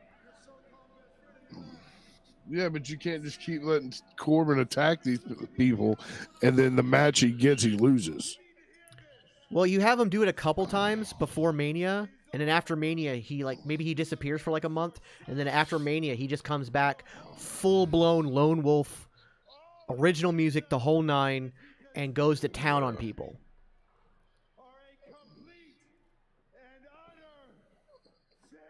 I'm loving this new Adam Pearce, Yeah. where he's more like, you know what? F it, go. And you're going to give Sammy a win here in his home country of Canada. Hometown. Oh no, they were in his hometown Saturday night. Yeah. But this is his home country of Canada, so it'll still count. Yeah. This crowd is still super hot for him. Corbin has been driven into the damn ground so many times, he does nothing positive for anyone. Well, he'll give a positive win here for Sammy. And He then, can't like I cook, said- though. Oh, God, can he cook? He's so good. He can cook, though. I'll give him that much. Go watch his TikToks. Seriously. He's so good. And that's what I mean. Like, he's a worker.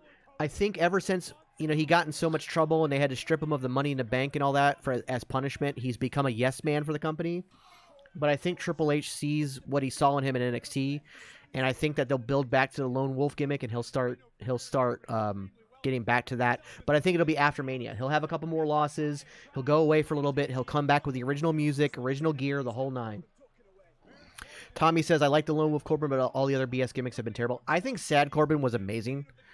I loved Sad Corbin. He was funny. It was great. Yeah, it was goofy wrestling for life. But you can only do that for so long. Yeah. Now, if he has a much stronger showing here than he did against Cody, because Cody beat him in dress shoes in less than 2 minutes. But let him and Sammy just go to town on each other. Let the two of them just have Look it. at Sammy's back. Yeah. Still tonight.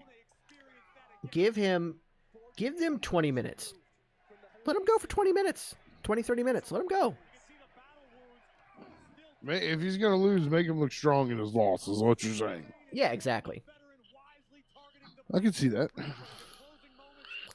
And again, planting the seed. You know what I mean?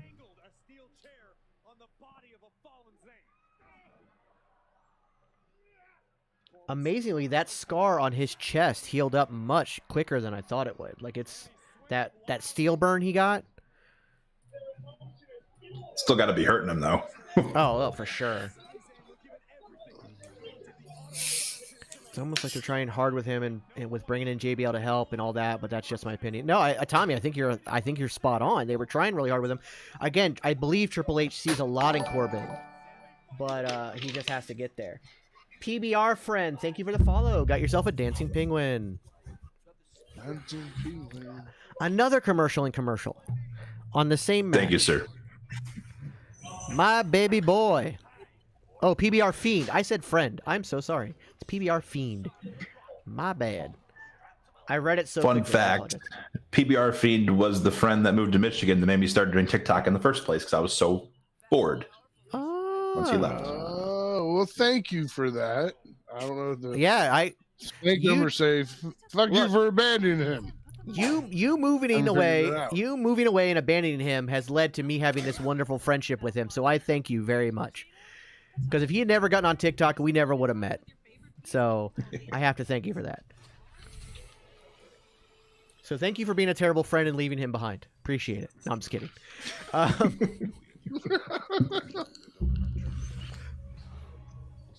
And Sammy still got some battle scars on him, though. My Yeah. God. And again, he's back to selling like El Generico. I love it. Well, glad he's got you guys. Thank you, PBR. Thank you. Much appreciated. Do you think that we'll ever see El Generico in WWE? If we didn't get him to come out with the mask Again? on Saturday night, if he doesn't come out with the mask on for the tag match at WrestleMania, I don't think we ever see it. I mean, again, he showed up as El Generico in NXT one time. Yeah, one time. Oh, okay. I think he comes out with the mask on, takes it off before the match at WrestleMania. If we don't get that, we'll never see it. Super Bro, welcome to the show. Baron Corbin is an awesome person outside the ring. He does need the lone wolf type gimmick and APA Bradshaw type without a partner. Agreed. Like, I was actually excited when they brought JBL on to maybe do that, and then it just went absolutely nowhere. And all anybody could talk about was the tent-sized pants that JBL would wear. Yeah, he was wearing like Great Khali's pants. Yeah. He had dress suit Jinkos on, man. Like, that's fucking weird. I also don't think that JBL was that all invested in doing any of that. I don't think he was either. It felt like he wasn't. Yeah, hammer pants. Hammer pants. It seems like he was just there. They got paired together. I found this modern day wrestling god, and it doesn't translate to anything Corbin has done. The even with the happy Corbin, the bummy Corbin, or the sad Corbin, yeah, bad Corbin, yeah. Like the sad Corbin stuff was some of the funniest things I've ever seen. When he runs away get with that in a Biggie's, second, AJ. Money in the Bank, and he's asking the cameraman for cab fare to get away faster. Yeah, exactly. So AJ asked a question, and then Tommy, I'll get to your question. Do y'all see the rumor where WWE is looking at signing somebody bigger than Jay White, and who do you think it is? I've seen that rumor. I think it ties into that whole Kenny Omega rumor. I think it kind of ties into that, but I also don't think there's much weight behind either one. I do think Jay White is probably going to sign with WWE. Unless he wants to continue to work other independent shows, which obviously you can't do if you're WWE. But I do feel like Jay White's coming to WWE because, again, he's not a fan of Tony Khan. He's made that pretty clear. The only other person I could think of would be Kenny Omega when we're talking about a bigger name. But I also think, again, I think that's somebody overheard somebody saying, "Oh yeah, we would love to sign Kenny. He's great," and that got turned into WWE actively searches to get Kenny Omega as his contract. We don't know exactly when his contract expires. We really don't. There's been rumors of it being 2023. Then some say 2025. Who knows? So bigger than Jay just physically. So it could literally be anybody outside of Johnny Gargano. True, Jay's not the biggest dude, but he's still a big dude. Tommy asked, he's like, so I don't know if you've answered this or talked about it already, but where do you think Jay stands now following what happened at the Elimination Chamber? Stands next to his toilet when he pees. I know that much. Next to it? Not in front of it? Like next to it? He pees. He goes from the side? I know what I said. That's weird. I stand next to mine. Don't stand directly in front of it. That's a whole other podcast in and of itself right there. Yeah. It is. It is. Yeah. I think Jay's kind of position is going to be will or you really not support the bloodline going into WrestleMania. They're definitely going to play up the accidental spear, and it's going to look like the catalyst that brings Jay back into the bloodline. And then like we were talking about on the other podcasts and or the other shows and whatnot, that when Jimmy has to go for the hot tag, Jay won't be there. Yeah. And I think that done. And the reason I believe that more so now because of what Kevin said. Why don't you talk to your friend Jay to help you? Like, so they're planting that seed too. I think Sammy gets the pin over Jay.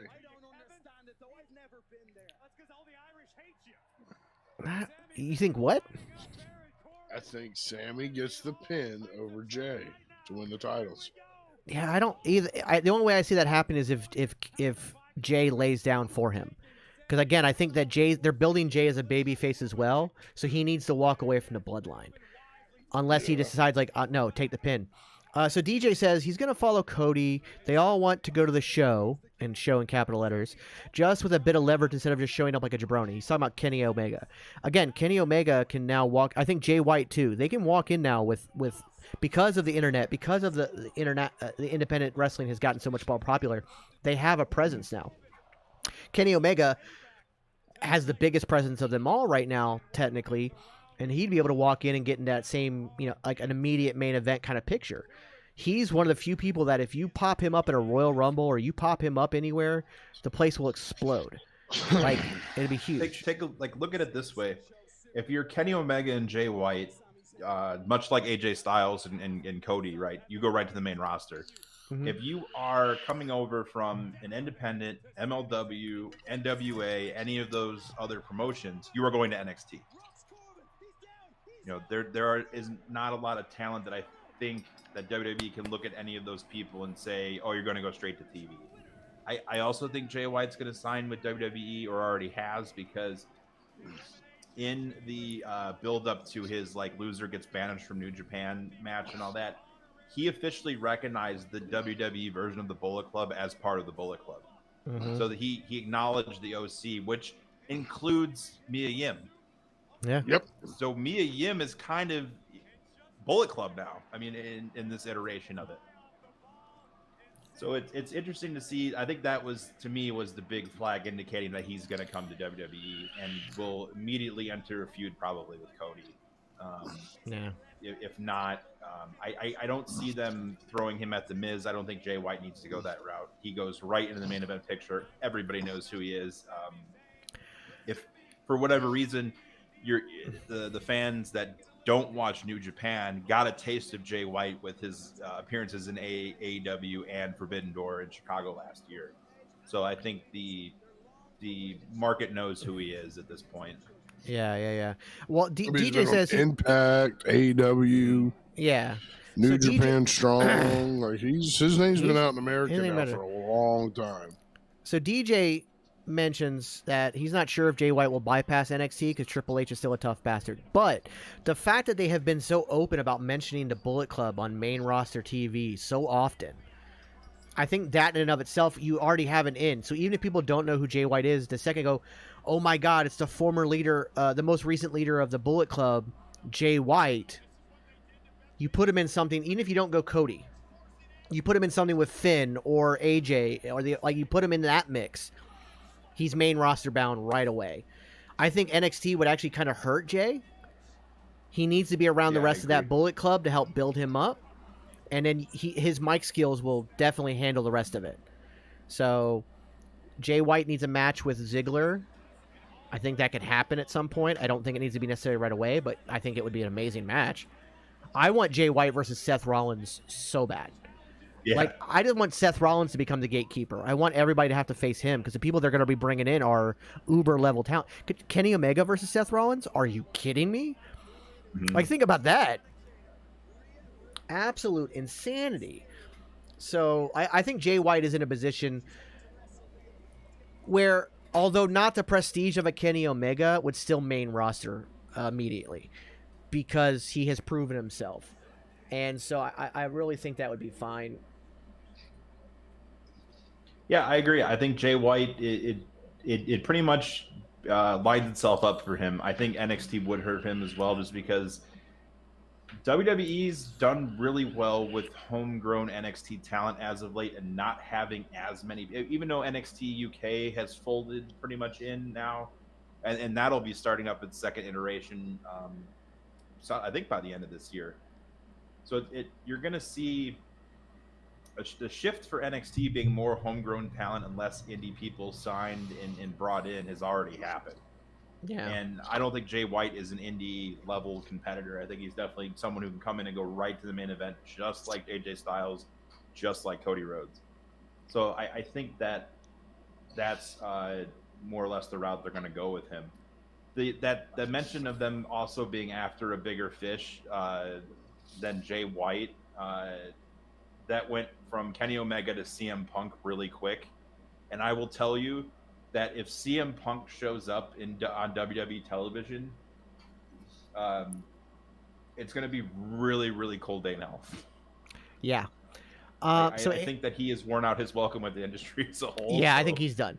AJ said, because he proved he hasn't changed. He's Yeah. proved that he's all about himself and he's all about his ego.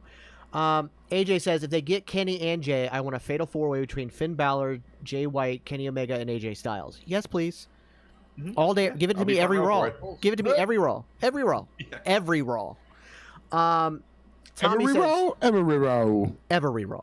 So Tommy says, so Edge and Beth did the Shatter Machine at Elimination Chamber. I know it might not be, but is that a showing for FTR to sign with WWE? LOL. Like I said, it may not be, but I was thinking about that on Saturday. Well, Dax has already teased that WWE contract in his IG photo and stuff. They talked about they're not going Real. to. They will not wrestle again until April, which is when their contract is up with AEW. Like, they've talked about it. Like, the rumor's been out there for a while that they're planning on coming back. I think Edge probably has a lot to do with that. He's probably talked them into coming back and having one letter, because they've said wherever they sign next, it's their last contract. They're done after this. WWE Hey, can give them a CPG. massive contract. Massive. You want to see something funny? Sure. Stephanie McMahon is a home wrecker. He's been trying to push that narrative since yesterday on Will's show. I won't even acknowledge it. DJ You must mentions acknowledge me. DJ mentions that AEW is built off ex-WWE guys from producers and wrestlers. So AEW presentation is de facto derivative of WWE. I mean, I think that there's a certain truth to that, especially at the upstart of the company. However, the involvement of talent from New Japan has set them apart from that. They've also shook hands with a lot of other promotions where WWE was notorious for not being willing to do that for a long time. I know that NXT had gotten New Japan talent at one time, but I think that AEW has really kind of found its identity, and it's still building what the foundation of their first actual real crop of people is going to be. Like, I would say, like, besides the pillars that they've been building with, I don't know why I'm drawing a blank. Oh, Ricky Starks. Ricky Starks is someone that they've really built up from the inside. And as more of that develops, also with the developmental aspect that seems that Ring of Honor is going to have, I think that you're going to see an absolute new crop of people start showing up. Of course, who have ties to the Indies, guys like Lee Moriarty and stuff like that. But I think that they are forging their own identity. And you have to think of the industry as a whole is it's a large industry. There are a lot of people who participate in it. However, people with the experience required to start not an indie but a full-scale company the size of AEW, there is no way that there's not going to be mixing of juices in between the two companies. There just is no way. but also think There about are this. people. I was gonna say, think about this. Who were the people that started the company? Cody Rhodes, ex-WWE guy. Kenny Omega, never a WWE guy. And the Young Bucks, never WWE guys. And Tony Khan. Like, those are the people that started this company. Yes, you brought in Jericho. Yes, you brought in Moxley. But you had Jungle Boy, Darby Allin, MJF. Like, your pillars aren't WWE guys.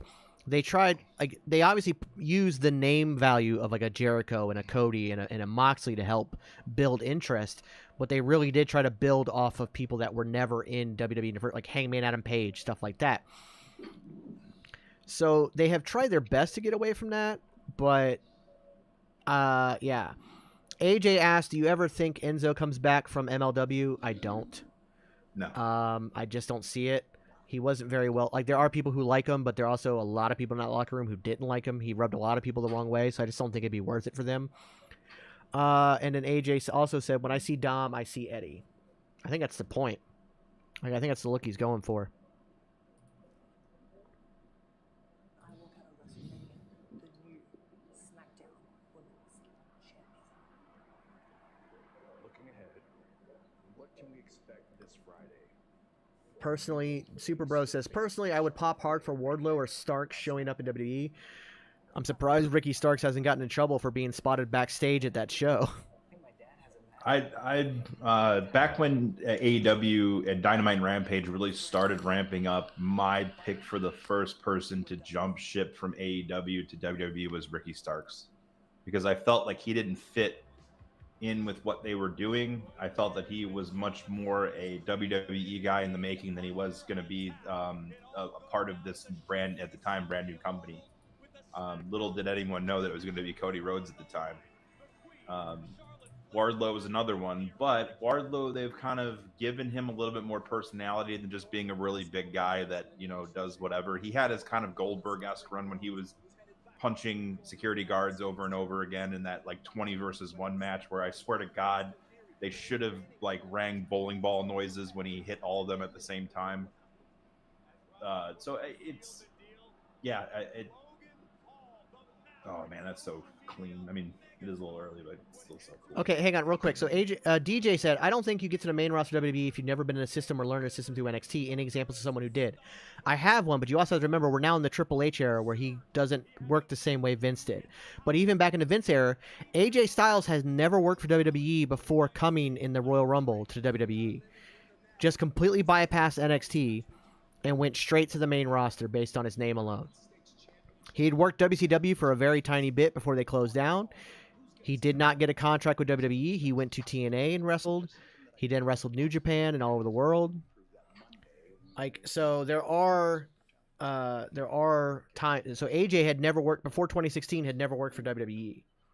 Other than some random dark matches on Velocity. Yeah, but I don't count that because that was him coming in as an independent, like as the local independent guy.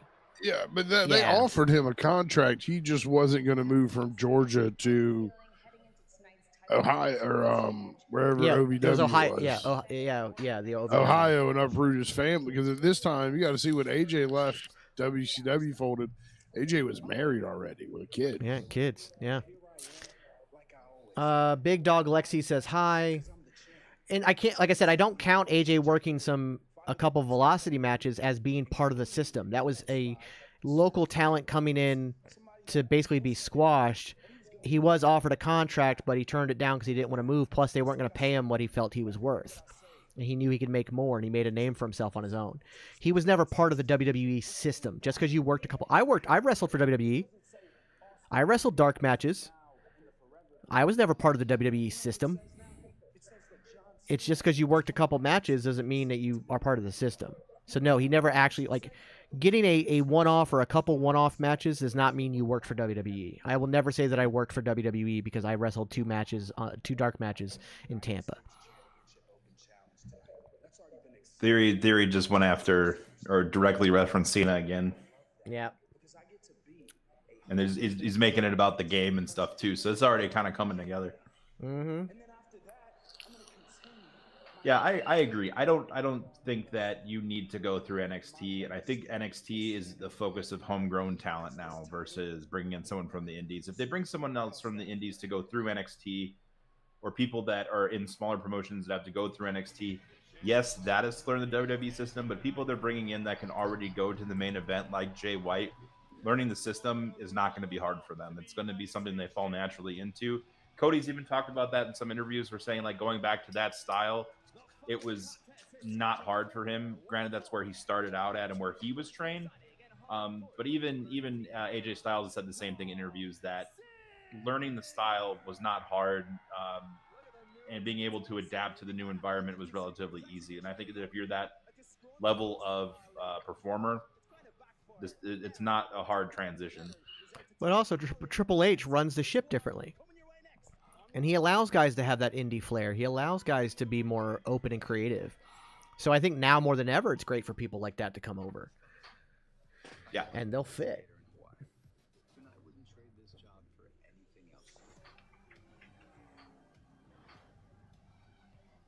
AJ worked Hurricane 2000. Yeah, like I said, he working a couple matches on Velocity or dark matches doesn't count as working in the system.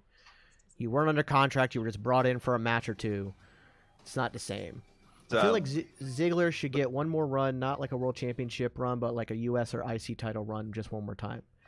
I'd kind of like to see that. But at the same time, I think there's so many up-and-coming talents that deserve those titles. It's kind of hard to justify putting it on Ziggler one more time.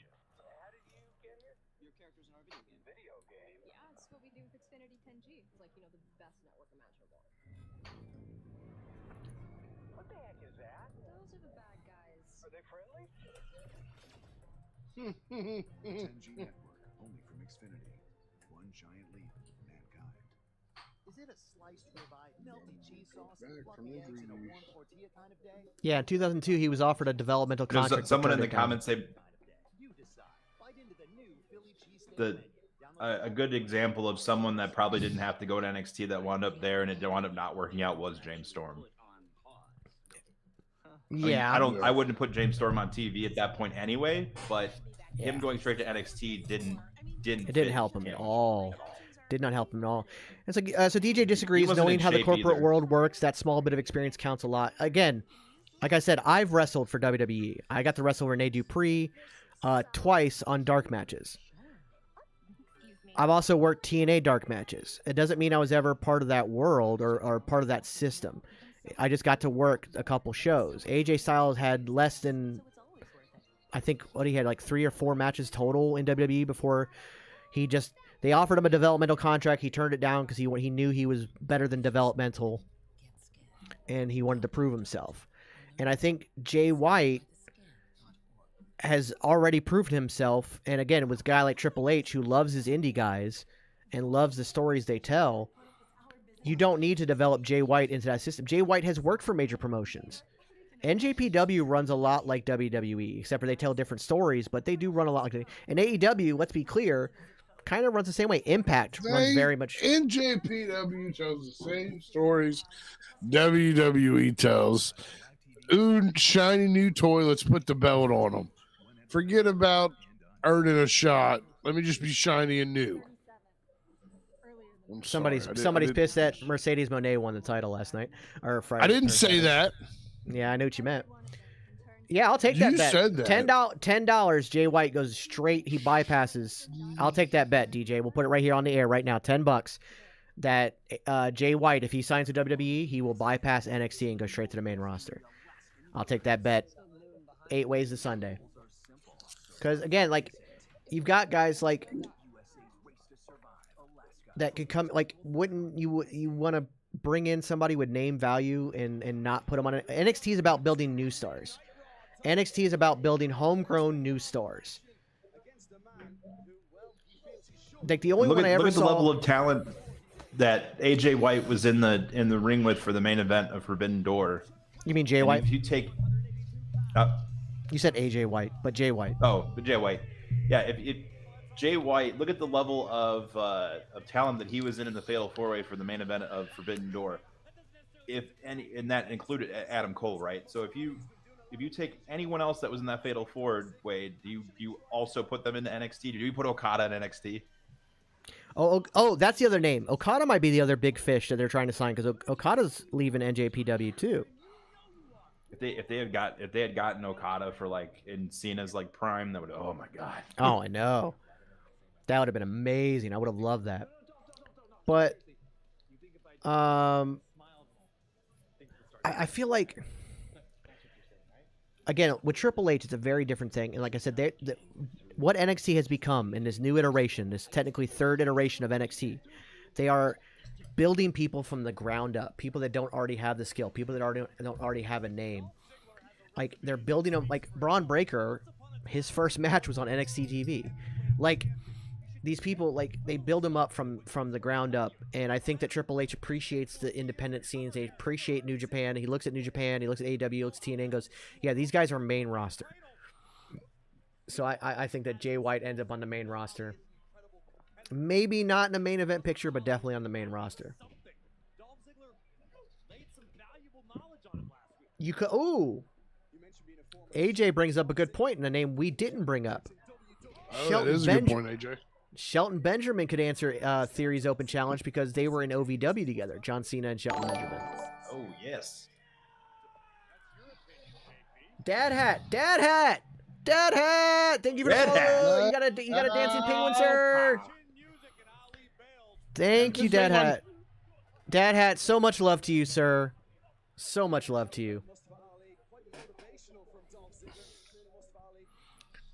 Yeah, I think Okada was the other name. I knew there was somebody else that I couldn't think about. Okada's another big fish that could like Triple H is salivating at the fact that he could maybe get Okada.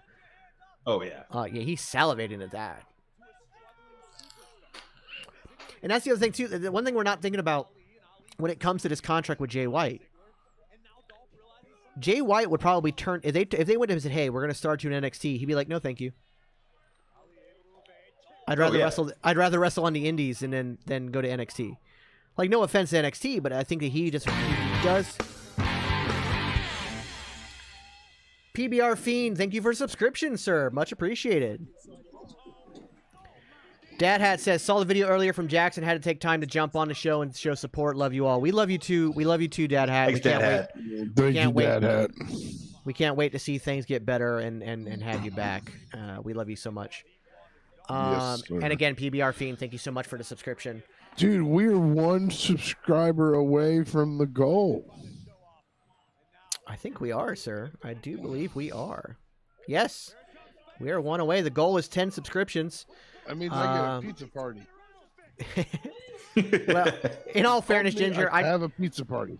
I'd give you a pizza party for tying your shoes correctly. I'll give you one for any Ali reason won. whatsoever. Mustafa Ali just pinned Dolph Ziggler. Again, they're trying to build up. Dolph Ziggler doesn't need a build. Mustafa Ali has to reform. DJ says, "Hold my beer." But yeah, it really does help out. So thank you guys for the subscriptions. But yeah, I'll give you a pizza party just for giving me a phone call, Ginger. You know that. I'm so happy Ali won. He needs it. He needs it. I'm glad he got rid of that boxing gimmick gear. Yeah, that was weird. I won! Again! Now he's doing this, like, the gimmick is like... It's like the B players or whatever, the Bo Dallas was in. Yeah. The B team. B team, that's it. But he's pretending to be a face when he's very much a heel. Like, he's still high-fiving the crowd. He's got a big smile on his face. Interesting.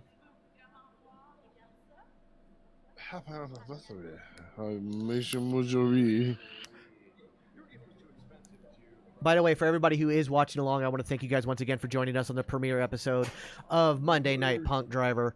We're having a good time, and it's only going to get better from here. So, really loving that. So, thank you guys so much. Yeah, thank you everyone who's tuned in, everyone who has subscribed and followed and stuff. It helps the channel grow, and this is the start of, I think, of some really, really fun Monday nights. I agree. I agree very much.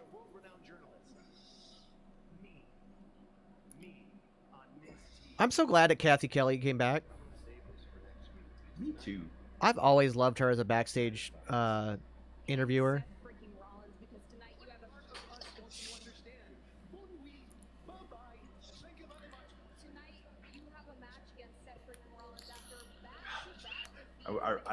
I'm over Seth freaking Rollins. Just call him Seth Rollins again. Yeah, that's just been driven into the ground. Yeah, I've never understood that becoming his actual name. Like, all right, yeah. Okay, Ginger, you got to step off for a second, so I'm going to pull you down, sir. You go take care of your business. Time. Shot time for Pops. Give him our love as well.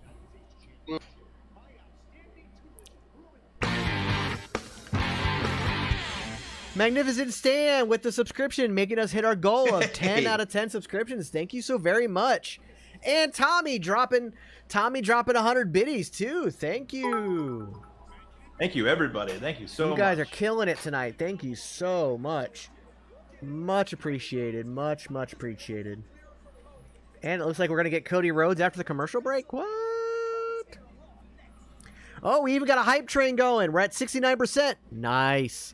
But if you sub, gift, or use bits to get it to the next level, we can get to another hype train. So that's cool. Thank you guys so much. I appreciate it. You guys are really helping us out here. Love each and every one of you. So now that you've done that, I got to set a whole new goal. I got to set a whole new... You guys, I got to do more work now.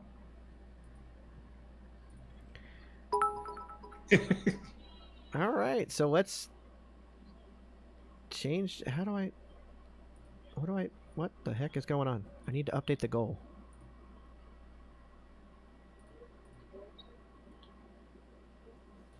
I don't know how any of this works.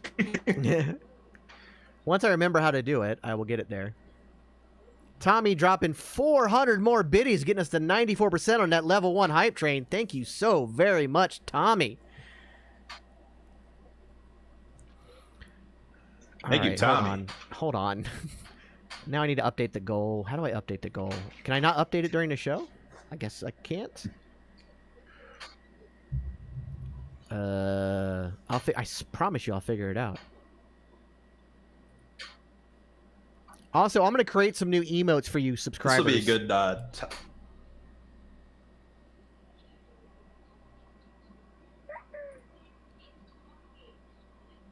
Oh, I lost your audio. What happened? Oh, there you are. My audio? You're good. You're good. You're good. Change the goals were promoted on Twitter. Thank you, Roxy. I'm going to figure that out. Just how do I...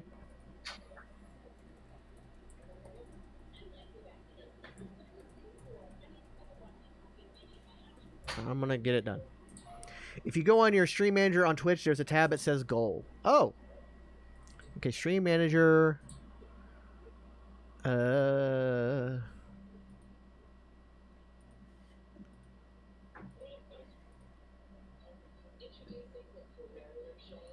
Yeah, but like I'm clicking on that and it's not letting me change it. Like I'm clicking on that tab, it says manage goals, but how do I change it? I wonder if it's because we're on a broadcast. We're going to end that. Manage goals. There we go. Total subs. There we go. Now I got it. Let's change it to 20. Let's go to 20. Let's change the goal now to 20. And we're going to start goal there. There we go. New goal done. Thank you, Tommy. I had to end the first goal because we hit it, and then I got to make a new one. That's what it was. Got it, got it, got it. We're also... This is like the fourth Ferrero Rocher commercial there's been, and now I really want one of those. I love Ferrero Rochers. And I'm not even big on, like... I don't really like nuts that much, but Ferrero Rochers are so good. So our new goal is 20 subs. So we're 10 away from that. But again, thank you guys very much for all the support you've done. Level 1 hype train ends in a minute and a half. Somebody wants to drop a couple more biddies, get us up to 100. That'd be great. You don't have to, though, but we greatly appreciate all the love. Also, we're at 139 followers, so if one more person follows, share it out to your friends. We get to 140, so that'd be cool, too. Appreciate that very much. Also, if everybody who is in chat, if you're not already following us on YouTube, it's youtube.com/TGN Networks. I will drop the actual link. youtube.com/TGN Networks. If you could go ahead and do that for me. Actually, hold on. I got an even better idea. Let's delete that. And there we go. We hit a level 1 hype train. Thank you, Tommy. Very cool. Thanks, Thank Tommy. you. Much appreciated. Much appreciated. You are the best, sir. We love you. I'm going to send you a link. Once you click on this link, it will automatically subscribe you to our YouTube channel to help us out there. And that helps us grow too. Once we get to 1,000 there, we can start monetizing, and that means even more content for you guys coming. So keep that in mind as well. I will put that link in there. Boom. Click on that link. Here comes Cody Rhodes. Yeah, we got to make sure our sound is up for this one.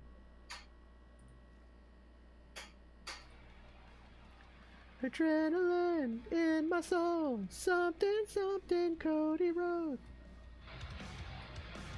There we go. Oh, yes, the merch as well. Thank you. And we're going to make some Punk Driver merch here very soon, and we'll get that up on the store as well. Probably by next week. So by next Monday, keep an eye out for that. We'll have that up there. Oh, the merch link isn't working again. What the heck? All right, I'll just type it in.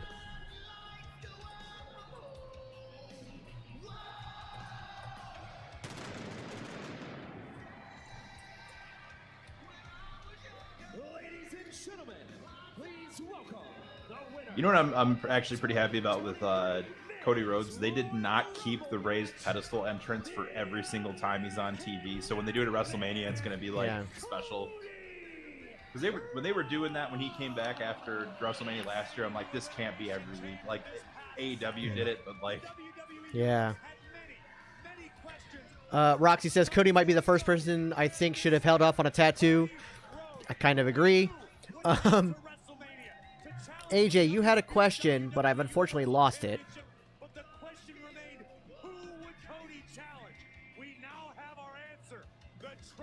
Let me find it here. I know you have it. Okay. AJ asked if you could put any two guys in WWE into a team, who would you do?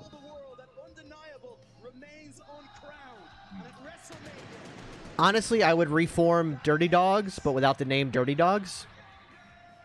I think Dolph Ziggler and Bobby Roode worked great together. I think, but if people have Damian Priest and Bronson Reed just kill everybody. Yeah, that's true. I was about Magnificent Stan says I was about to get my family crest tatted on my forehead, but pulled back when Cody did this. Yeah, I remember when the pictures of the tattoo first came out. I was like, DJ Mo Beats has subscribed. Thank you, DJ. Thank you very, very much. Oh, this is. I remember when the pictures came out, and I was like, "Ooh, that was a choice." It was a bold choice. It was definitely a choice. All right, let's do that. There we go. You guys have helped us so much. We hit a level 2 hype train. We're at 39% on that level 2 hype train with a minute and a half. Ladies and gentlemen, my name is Paul. See the fucking see the neck brace. I love Paul Heyman. Cody, Mr. Heyman, Mr. Heyman. Sir, where are you? I'm right here backstage, sir. Oh, you're That here. 5 o'clock shadow he's got. It only took him 2 days for that. Can we talk about how great Cody is on the goddamn microphone? My God. Can we talk about how Paul Heyman's held those belts for 900 days? Yeah, I know, right? Paul Heyman is in a neck brace right now, okay? Watch his head movements. All he's doing is moving his neck. I love that the microphone is clipped to the neck brace, too. And what should have been a celebratory weekend for my tribal chief ended up a tragedy for the wise man. It's just still like... He's still moving his head around. But I assure you, the true tragedy of this story. It is great, Stan. It is great. Want to finish will befall, sir, upon you. Imagine Oh no. Cody beats Roman at WrestleMania. Heyman eventually leaves Roman. Paul comes back with Lesnar at Cody. Man to man. Face as close as I am willing to be to face. You can't. So we got a brand new sub thanks to the hype train, guys. Roman. Yeah. It's a dolphin with sunglasses. What's cooler than that? Oh, they can boo all they want, but let's go on the hypothetical. Let's play to everybody's fantasy. I hope Cody does not dye his hair back to black. That sucked. That was a bad look. I do not think hair black. Let's say No, it's not a good look. at WrestleMania, Cody Rhodes beats the tribal chief Roman Reigns for these championships. Paul Heyman and Then Oh, we lost CPG for a second. what will Internet. A your little bit of an internet glitch there, but you're back, sir. You're back. You had a little bit of an internet glitch, but you're back. indentured I think anytime I go and look at Twitch, Now, it takes I know what it everybody's glitches me out. thinking right now, well, that's not the lifestyle of the Because I don't tribal see chief, Roman Reigns, but Twitch that's chat in because StreamYard. Roman Yeah, Reigns unfortunately, I can't share it there, has but special Oh, I can just do it on my phone. Roman I'm about to say, just do it on your phone. has The wise man Roman Reigns has Paul. I think Paul may come back at Cody with Walter. You mean Gunther? You defeat Roman Reigns for these championships, which you won't, but if you do, you won't have Paul Heyman with you. No, Walter, damn it.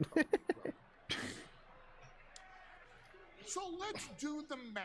He Plain says his name this right. It's Walter. Notion that Cody Rhodes defeats Roman Reigns. What It will forever live on to be Walter. First of all, Well, the fact that Gunther has said he likes Gunther because he's a good company man. 40 to 50, let's mark it Yeah. up. 50 days a year doing charity appearances and red carpets. Now we're at 250. Ooh, AJ. What if Paul manages Braun Breaker? Promoting the general brand of World Wrestling Entertainment. I'm okay with that. Another 20 days. You can make the rivalry almost between Paul Heyman and Cody and have him keep coming with more people until inevitably having to turn to Brock. I don't know. Peoria. Oh, let's not forget to promote your title defenses in Peoria. Now we're up to what? 300, 305 days a year. That means 60 days at home. And what happens to those 60 days? 20 of them? Yeah, Tommy, he's moving his head quite a bit. Skype calls, what do you call it? Zoom. There are a lot of options if Paul steers away from Roman. Roxy says, this is why they announced only 3 matches. Yawn. This is not yawn. This is great. I love every second of this. See, like him bobbing his head like that reminds me of when Paul Bearer would come on with Kane, and Kane had him strapped in a wheelchair in a deep freezer, and the only thing holding Paul Bearer in that wheelchair was one single small strand of rope.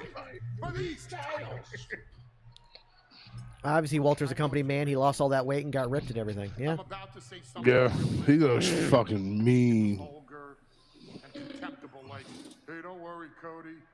On a cold winter night, Roman Reigns will keep your wife warm. I would never say something like that. And yet he said it. Roman Reigns is a happily married man. But I'm not. Jesus. Oh my God. And I assure you, Cody Rhodes, that's when you're going to find out that your WrestleMania dreams are going to become your own personal nightmare. Oh my God, that's disgusting. Now I want Brandy back just to slap him on TV.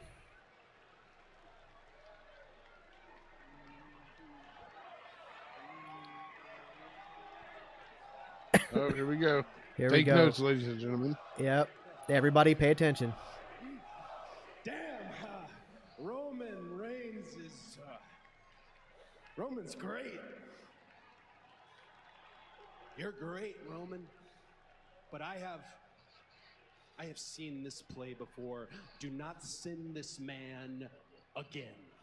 We haven't come face to face yet. We probably will, and it will probably be very soon. And I will say the same thing to you now that I'm going to say then. You are without a doubt the greatest WWE Undisputed Universal Champion in the history of the company. You are the current best champion in all of sports, but it doesn't change a damn thing. I have to finish the story.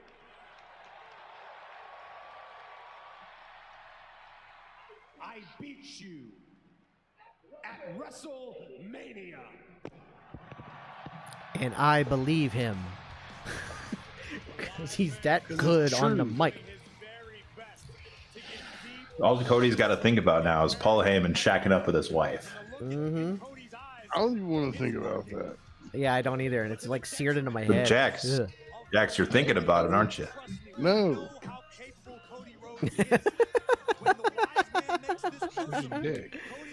Cody sometimes looks like Karg from the original Masters of the Universe movie. Damn. AJ says I want heel Orton versus Cody for the title. I do too. That'd be good. That'd Yeah. be a banger. Have him come back as the Viper. Have him come back pissed. And you have all that legacy backstory. At the Elimination Chamber, she was left inside with one Carmella, and I thought Carmella was going to get it done here. In the closing moments inside the chamber, in exchange back, the woman able to sustain an upper hand after working as a team moments earlier.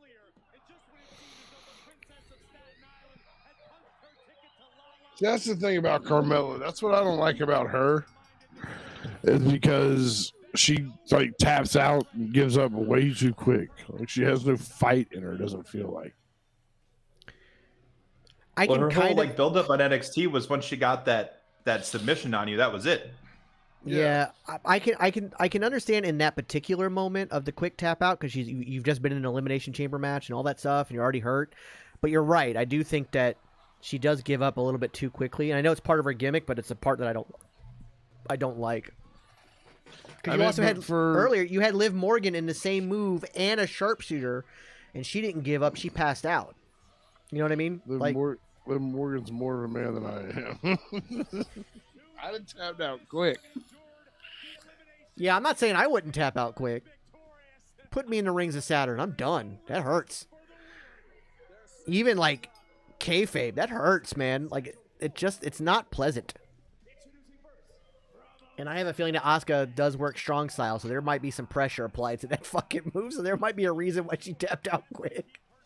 In your experience, Beard, what's the worst submission finisher to be in, and the worst like actual finisher to take? The STF sucks ass because all that weight on your leg, even though they're not trying to apply a ton of pressure, it still fucking hurts. To give, sharpshooters suck. And so do like sharpshooters and like 4-leaf clover, like the ones where you're trying to like hold their legs and twang them up. Those suck to give, and they're very easy to look bad. It's very easy to make them look bad if it's hard. It's a pain in the ass. I've said it once and I'll say it again. That's just a Japanese Uncle Howdy mask. Yeah. Boston Crab, depending on who's giving it to you, it's either really comfortable or very painful. The Boston Crab will just. And the thing is, it's hard to tell the difference on who's giving you a bad one and whatnot. Like, I imagine at the Walls of Jericho, which is, basically a Boston Crab, it's probably not that bad. But, like, Cesaro, he gets so deep with his and he sits down on it. Like, I feel like you're going to be feeling that. And so it just depends on who's giving you the submission. A Boston Crab can either be very nice or very bad.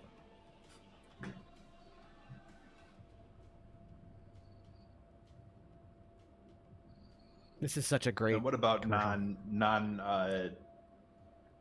non-submission finishers? Like, what is like a finisher that you will, even when you were like actively wrestling, you're like, I'm not doing that after doing it once.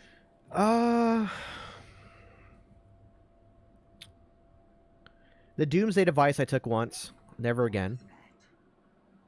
I would never do that again. Because the problem is like, especially on who is the one clotheslining you off the top. If they hit you hard enough, you've lost all body control. And so you can land on your head very easily. So that's one. Let me think of another finisher.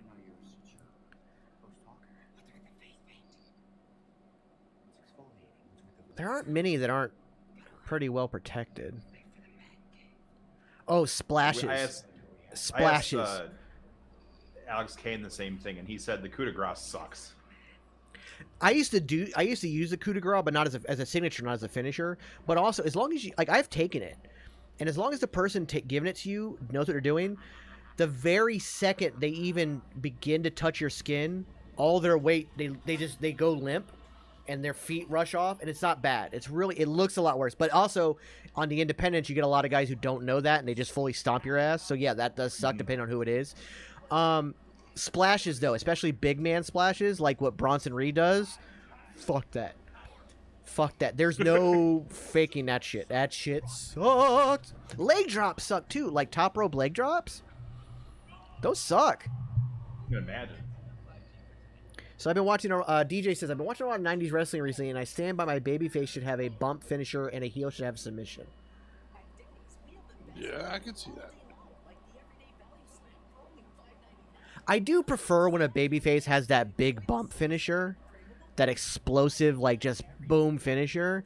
But I can understand like a babyface submission finish as well. But I prefer them to use mostly their bump finisher. But yeah, a heel making people tap out, I think makes more sense. I agree with that. I think a lot of the baby faces that have their big bump finishers that transition very well into submission, so that you kind of get both the best two of both for the worlds. price of one. Like when Angle's a bad guy, it's angle lock all day long. And when he's a good guy, he'll win off the Angle slam. angle slam or transition. Oh, you know another move that sucks that it's the one that Cedric Alexander uses. The 450 splash or the no, well yeah, that sucks. But the double knees to the back, that kind of, I forgot what they call it. The backstabber. Yeah, the backstabber. Yeah, those suck. They look like they suck. Yeah. You can kind of see sometimes where they're Lumbar check is what it's called now. Lumbar check's what it's called now. Falling against their shins, so you're not getting the knees straight into your back. But some people, they're not able to do it as smoothly. Exactly. That's the thing. It's like most time you end up hitting the knees, and it's just ugh. Also, can I just talk to the independent guys for a second? I get that you like strong style. I get that you see Bryan Danielson do the yes kicks and whatever and all that stuff. Stop kicking the ever-loving shit out of people in the back. When they're sitting down and you do that kick to the back, you don't have to kick them like they killed your mom and your dog. You have a whole match to go through, guys. Stop kicking the wind out of people. Stop that shit. Kayfabe, bro. Pull that kick, man. You can still get, especially since you're wearing kick pads, you'll still get the sound. Make the impact, but do it lightly. There's no need to like go out there and try to kill your opponent. Just a little nod to some independent guys. Also, don't wrestle on old rings. With Bailey hosting Ding Dong Hello with Damage Control, do you think they get confronted by Rousey and Baszler tonight? No, I think they leave that for SmackDown. I don't know. I don't know.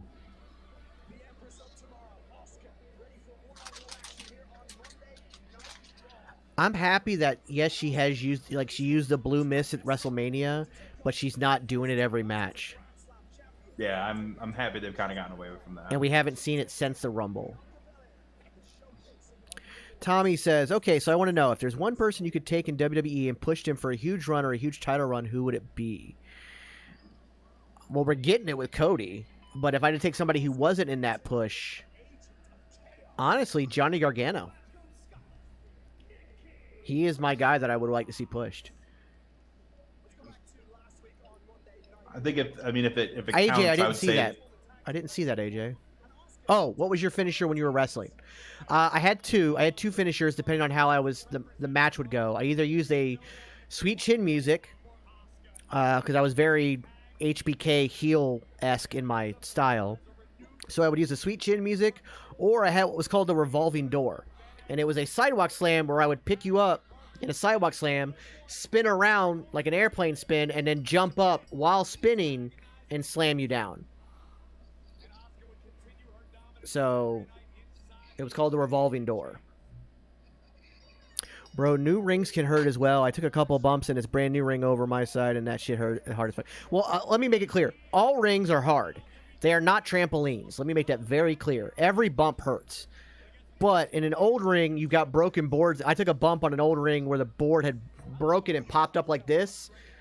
And I took the bump directly on that part sticking up. Whoa. That sucked real bad. So I'll take a new ring over an old ring any day. Do you think Dex will get a title run at some point? I don't know with his character if a title run beyond maybe a United States title run. Yeah. Or a tag team. Yeah, I can see a tag team yeah. with Gargano.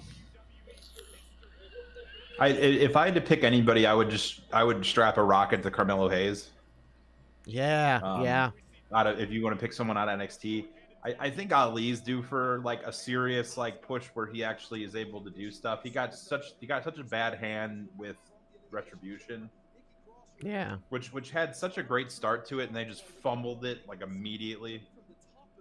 As soon as they went to the weird names and the masks, you know. Yeah. Montez, yeah. I think Montez is primed for a huge run. He more than proved himself in that Elimination Chamber. Yes, he did. LA Knight can be an epic mega heel. Agreed.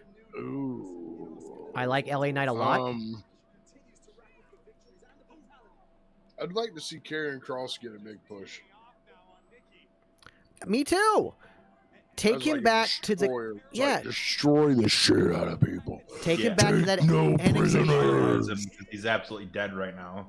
Take him back to that NXT Destroyer style. Shave his head. Make him just a killer. Stop with the suit. Stop with all that. Oh goddamn! Just I'd stop. like to see the Yeti come back and get one more run. The Yeti. What about the ECW Zombie? No, I wasn't a fan of him. The Yeti had much more charisma in the ring. Interesting the mummy Toxic character. Turtles. What an interesting mummy. They deserve to dethrone the Usos. Attitude Beard, the Toxic Turtles, not my tag team. They are his tag team. I love AJ these says, fucking what wrestler needs a manager, and who would you choose to manage that wrestler? I think put Paul Heyman with anybody. Suddenly you have a main event player. Who needs a manager? But who needs one? It's kind of hard to say. If you were to push Loomis as a singles competitor, you probably would need a manager because he doesn't speak. That or Bronson Reed. Bronson Reed, yeah. Yeah. They do need to give LA Knight something decent to do, and I think they will. Yeah, shaving the head is the first step for Karrion Kross. I believe that. LA and Sheamus, book it. Absolutely. I'd love to see that. Best part of Yeti was the pronunciation of the word. The Yeti! I think the fact that he was a mummy and yet called the Yeti was the best part of that. Yeti! Listen, I still think the Shockmaster I think he was set up from the get-go. Arn Anderson knew what he was doing. And then he was a Didn't ninja. want him anywhere. Yeah. That's my conspiracy theory. You There's put him some in a- conspiracy theories I have that you'll never convince me different. And the Shockmaster is one of them. He was set up and the board was nailed too high to purposely trip him. But also they put him in a stormtrooper mask that they spray painted with Best glitter. mask in wrestling history. But also they spray painted the eyes. Yes, you couldn't see. Yeah, like what the hell? Yeah, Oh, gave him a it baby was jewel. smart Yeah. idea by the. Ooh, what if Austin Theory holds an U.S. Open challenge and it's answered by Glacier? Glacier. Ooh. I loved Glacier and when Chris Canyon did the whole Mortal Kombat ripoff gimmick. Ooh, I sort of miss. My name is Armando Alejandro Estrada. Oh man, Yeah. that guy was annoying as shit. I would love a wrestling conspiracy theories podcast. We're gonna have to do at least a couple episodes on that, Ginger, for sure. See, I have dumb theories. That's the best part of that podcast. Okay. That's the best part of that podcast. I Wrath have and Mortis theories were that I'll awesome. make you believe. Shockmaster. You're worried about being perceived as being dumb or having dumb ideas. There's literally a movie where a guy has a pew pew gun against dinosaurs coming out in like 3 or 4 weeks, which I'm definitely gonna go see. It's 65. That's gonna look badass though. There also is a movie called Cocaine Bear out there. So Yeah. We already developed the entire cocaine animal universe, yes, we which I do. want. I want so bad because the fact that they're gonna do a sequel with Cocaine Shark already, like, come on. I still think The only I still downside think is that But the only downside is that, like, because these are based on true stories, we're gonna see an influx of people trying to feed animals cocaine just to get another animal, like oh my god. cocaine chipmunk. Ladies and gentlemen, if you're watching tonight, please do not feed random animals cocaine. Yes. Thank you. I can't believe we have to say that, but yes. So hear me out. Bloodline breaks apart. Solo goes solo, LOL. But his gimmick right now is based off Umaga, so bring Ormanda back to manage Solo. Solo's somebody who's going to need a manager, I think. At least at first. Tilly on coke.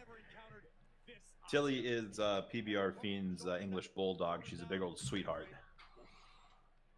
And I don't ever want to see her on coke. I don't even think she can breathe well enough to do coke. But No. Oh shit, conspiracy theories. What about VKM helping cover up that Snuka-ish? That's one that could be discussed. There's one conspiracy that we won't touch because I think it's very disgusting Yeah, to touch. it's Not the do same that. conspiracy I'm thinking of. Yeah, it's one. CB? Yeah.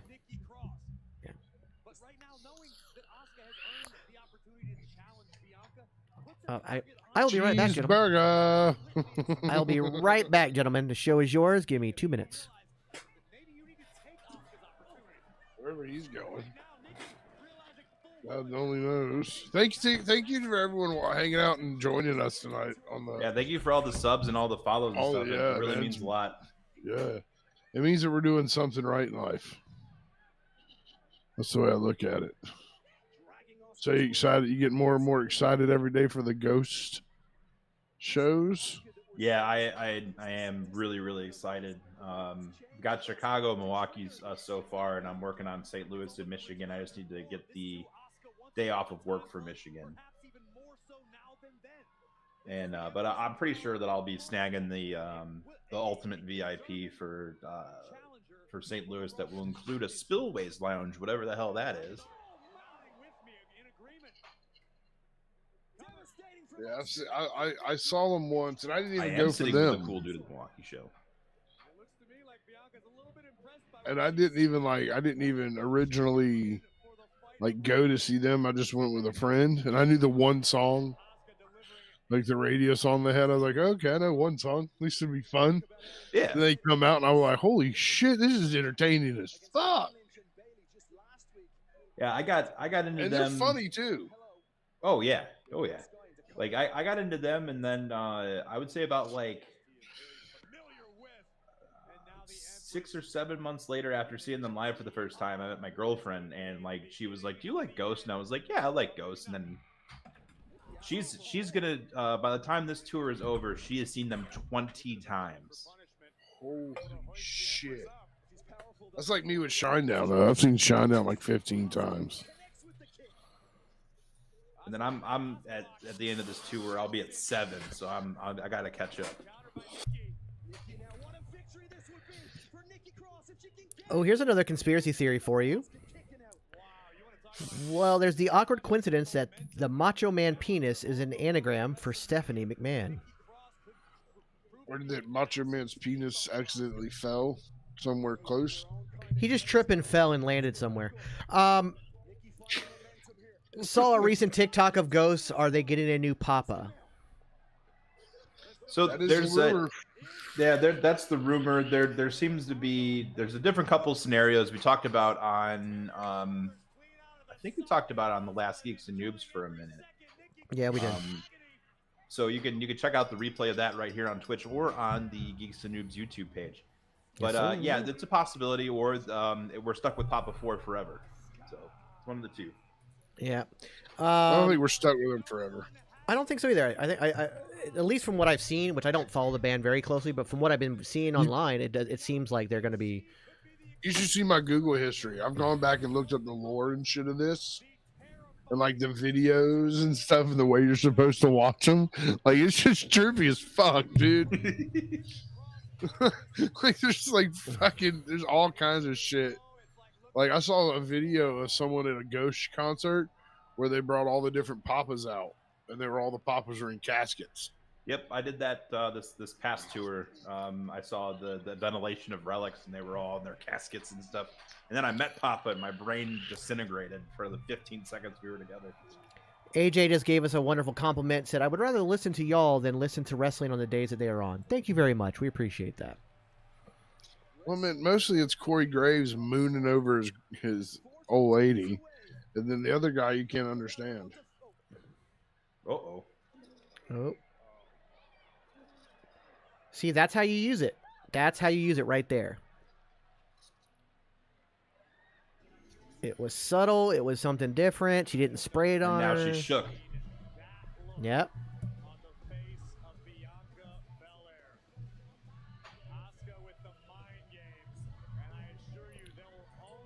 Do you feel like we're going to get a lot of title changes at this year's WrestleMania? Oh, yes. I feel like we're going to get a good reset. Reigns is losing. Bianca's going to lose. Charlotte's going to lose. I think everybody the only but person who walks out is Theory. Yeah, I think everybody but Theory walks out losing their titles.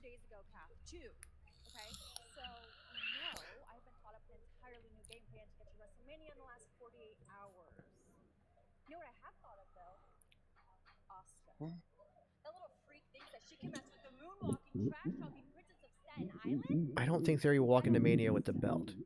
I think he does. I think they're going to keep doing this open challenge thing and leading to Cena. I think he beats Cena, and then I think at Monday Night Raw after Mania, Braun Breaker comes out to answer another, like a kind of almost a mock open challenge, like, haha, I beat Cena, let me show you how it's done. And then there you go. So I think Theory's the only one who walks in and walks out with the title. Yeah, I don't see them. I mean, Rhea Ripley could lose. That would suck. Yeah. I think that would suck. And that would be I think so you bad look for at her the- year. Jay Fish, thank you for the follow. You got yourself a dancing penguin. Dancing penguin. That's a good theory. For all my YouTube friends, it's just a theory, a wrestling theory. It goes back to game theory and film theory. So let's talk splitting the belts. Are we not bored with the Undisputed Ish yet?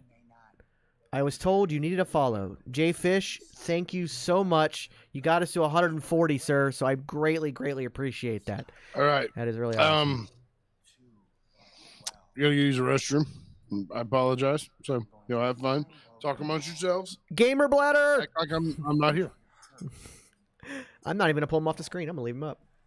Well, look, Jay Fish has a fish emoji too. I like it. I like that a lot. With That's a martini. what I need for my room here. Actually, I have that dead space right there, and he's got the thing that says the Ginger Ninja. I'm gonna get one that says Comic Book Guy. Mm-hmm. Yeah, because I got the super beard one right here. Although the lights kind of reflect. I gotta fix it. I gotta fix the light, but whatever. Yeah, I don't see. I think if you have Rhea lose, that's gonna piss off a lot of people. But then it opens up Bianca to chase Charlotte right out the gate if they wanted to go that route and build that till SummerSlam. But you kill all Rhea's momentum. That's the thing that worries me. I know, but as long as she's in Judgment Day, what is she gonna do? Because if you put the title on her while she's in Judgment Day just they keep looking like goofs. You know, it's like the Judgment Day is not all that far away from like Dark Order goofiness right now. Yeah, they're pretty close to that. You know, they just have more TV time. But they went from being like this. Could this be a supernatural force that's controlling everything through Edge? And that's what he wanted to do. And because Cody got hurt, they had to pull Edge out prematurely. That the entire thing of Finn and Damian turning on him was never supposed to happen. It only happened because they needed a top babyface, and the easiest person to flip was Edge. So now you're stuck with this dorky version of the NWO Dark Order thing that they've been doing, and their legitimacy as contenders for the tag team championships are almost none, even though they had their match with the Usos. You give the belt to Rhea, but the people around her, they're all still schmucks, you know. And if she does win, do you have her win because of Dom interference? Yeah. So you continue that dynamic, because Dom's going to have to accompany her to the ring, or you signal the exit of Rhea Ripley from the Judgment Day by telling him to stay, behind the scenes, and then whatever. At the same time, are we getting the Mysterios at WrestleMania? Or are they going to save that for SummerSlam? Yeah, that's true too. They AJ actually brought up. They haven't even touched on Dom beating down his dad in the Royal Rumble. They haven't talked about it once. Yeah, that is weird that they haven't brought it up. Maybe he's still hurt. Maybe.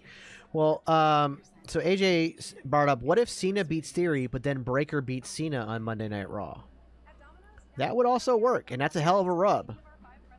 Yeah, Similar to what they really gave to look at what happened to Kevin Owens when he did it. You know what I mean? So that might work. Yeah, I feel you. Judgment Day needs to win gold to stay credible. That I agree with. But also, if you have people like Jay White show up, AJ Styles comes back from injury, whatnot, a Bullet Club feud keeps them relevant. So that is dependent on a lot of things too. But if AJ still can't come back yet, then maybe put them at least in the tag team title picture. Have them go after Cody and KO and Sammy. You know what I mean? So maybe, I don't know. It's all predictable and yet all unpredictable at the same time, and I love it. You could pull the whole the OC and Mia Yim are kind of back to, if they jump them back into a feud again with Judgment Day, and they're a man down, and because AJ's still injured, Jay White answers for them. That's a I possibility think as well. ultimately that's, you know, you put Jay White into the company in like this mid-level area at first. It also protects him because you'll be in a multi-person match at that point. Mhm. So you could do that as the first kind of run-in feud or the first type of a program you put him in, and then after that, you know, hey, it was great to team with you guys. AJ's back from injury. I'm gonna go fight Cody, or I'm gonna go fight Roman, or I'm gonna go fight whoever.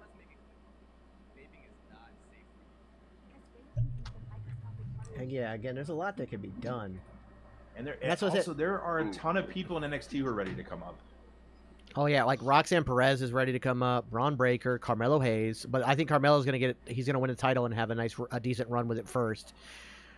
The Creed brothers, they've been doing main event. Yeah, Creed brothers are ready. I think Cameron Grimes. I don't know where he's been, but he needs to come to the main roster. Yeah, to the moon. Come to the moon. So I'm still pissed off that.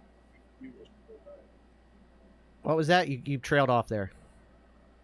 I'm still kind of pissed off that NXT was sold out. Oh yeah.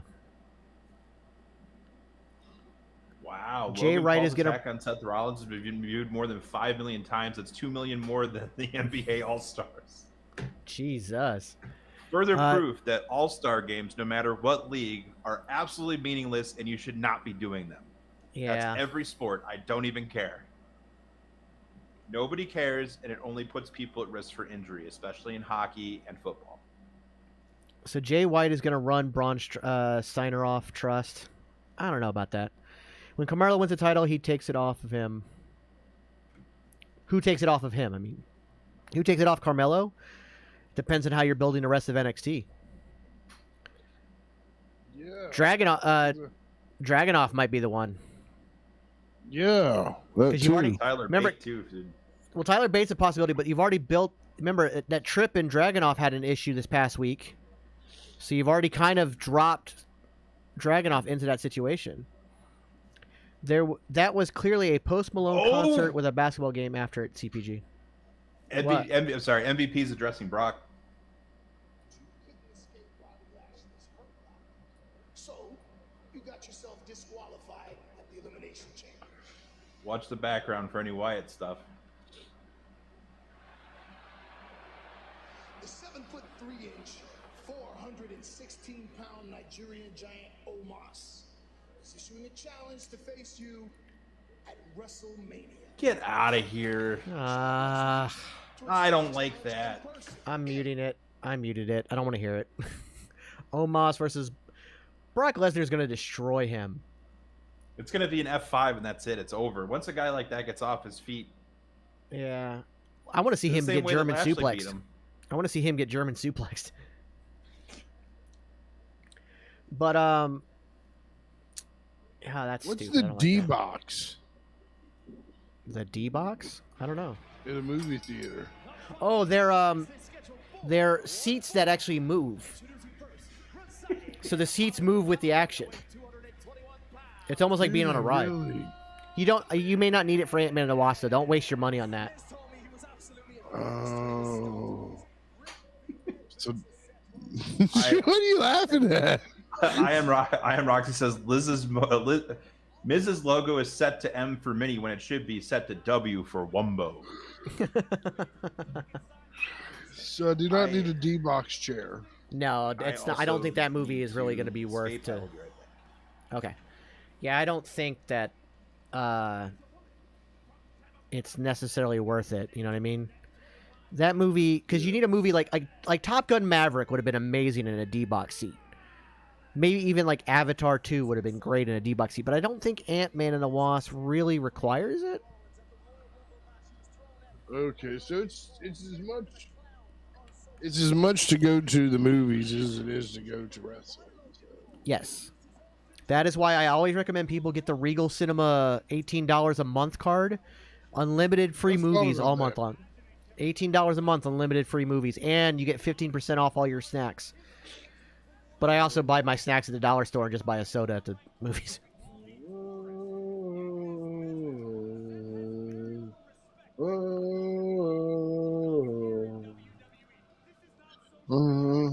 So let's see how Logan Paul gets involved in this. If he gets involved tonight. If he gets involved. I think it with again that connection between the Miz, like, and Miz being the one that brought Logan Paul kind of in. Well, it was Sammy at first, but having that first match, that tag match with him, I think the Miz connection. This might be a good match to do it.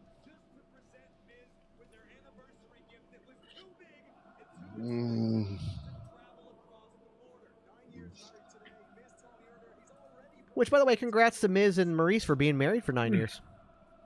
Congrats. Tommy asks, whose buckshot lariat is better, Logan's or Hangman's? Logan's. I think once Logan starts doing more follow-through with the actual clothesline part of it, it will absolutely be considered better.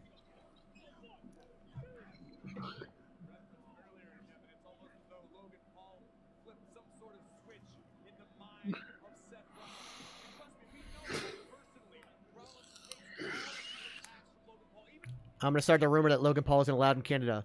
Except he was in Canada on Saturday, Roxy.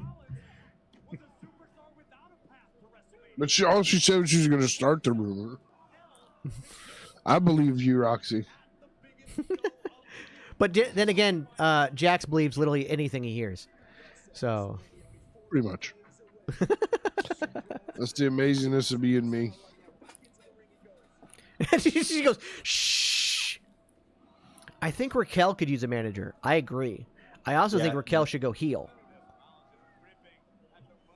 I think she needs to go heel. If they ever do the mixed match challenge again, they should put her with Braun.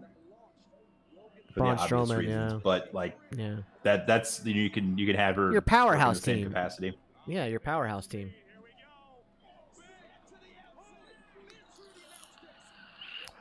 Jesus, Miz.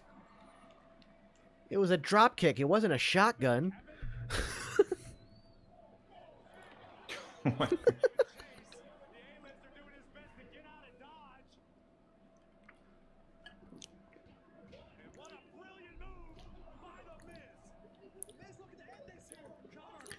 Jay Fish, I don't know where you're getting these fist emojis, but I love every one of them. I got to make more emojis for our subscribers.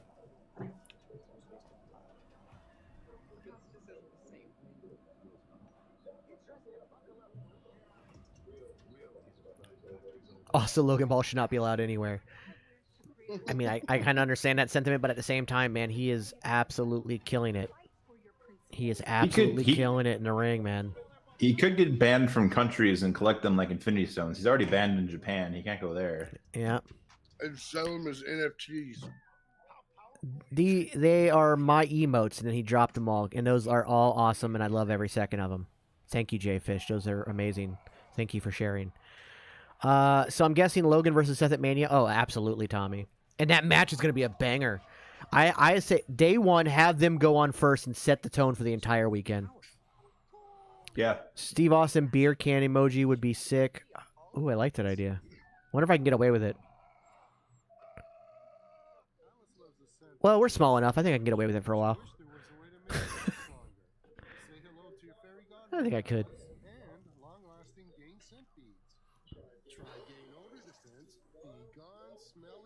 I've got this dead space on a wall in my kitchen, and I always joke about how it's the perfect place for a live, laugh, love. And then I made a graphic that was live, laugh, stun, and there's like an outline of someone getting stunnered. Oh, that's awesome. AJ asked the question, if you could push any wrestler in history for a world title run, who would it be? In the immediate history, I'm going to say Bobby Roode. I want glorious Bobby Roode with a world title run. Of all time, Ricky the Dragon Steamboat. I think he could have carried the company. I really do. I think Ricky the Dragon Steamboat is my thing. Jay Fish says, depends on how you make it, it can be done. I'll work on that. I will work on that. How is Cocaine Bear not going to be? Cocaine Bear should be an Academy Award-winning movie already. Well, I think by default it does have to be released first. So it could be next year. It could be up for next year's Oscars. It needs to win them all. A Tony, Golden Globe, an Oscar. You'll know the everything. Oscars are fixed when Tim Allen is the one that presents Best Picture, and it's won by Cocaine Bear. Yep. Yeah. So if you guys could pick any wrestler in history for a world title run, who would you pick? Ooh, there's so many that should have gotten it that never did. Is it strictly to AEW? Or like WWE, AEW, anywhere? He didn't. There's no. Nope. There's any wrestler in history for a world title run. So let's say this. Let's add. It's a WWE world title run. Biggest stage of them all, but any wrestler. Doesn't have to be a WWE Shelton wrestler. Benjamin should have got it when he was feuding with Triple H. Yeah. That was such. He was on fire back then too. Doink the Clown. I like the Clown. I like seeing that. Doink the Clown. It has to be the Steve Kern version of Doink the Clown, just because I'm biased and that's who trained me. So Mantar. Steve Kern. Mantar.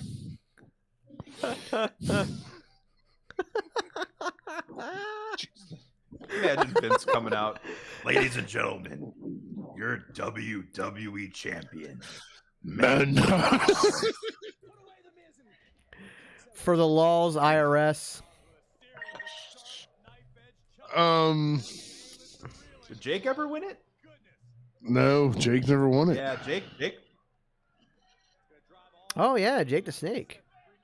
Piper's another good pick. Test would be a good pick. Regal.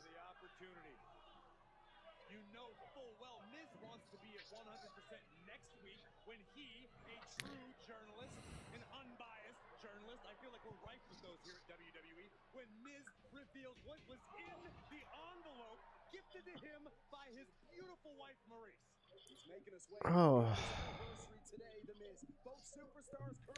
Guys, don't let me forget when this is all said and done to raid somebody.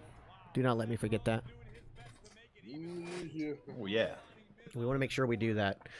Terry Taylor, but only if it's the Red Rooster gimmick. I want Piper or Test. I think Piper should have won the title at one point. William Regal. Ooh, William Regal. Chad Gable's going to die. He's fighting Bronson Reed. Yeah, it's not going to go well. Yes. Yeah. That sucks. He drew the short end of the stick.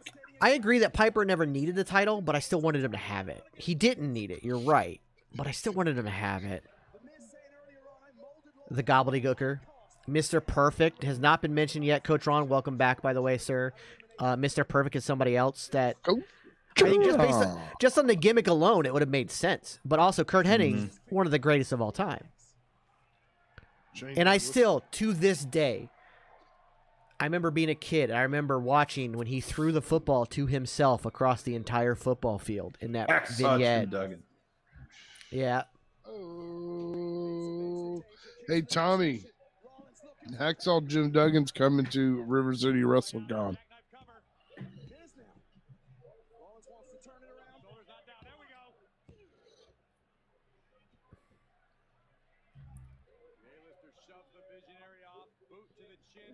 Yeah, we're going to have to figure that all out.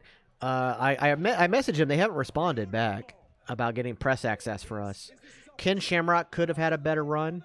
I agree with that 1,000%. Ken Shamrock was really good. Yeah, I ended up. I'm not going like Bart Gunn. He got destroyed Bart Gunn after got that. robbed. After that whole, He legitimately knocked out Bradshaw. Yeah. But Lex Luger. Ron Simmons. I mean, he had WCW, but never. Yeah.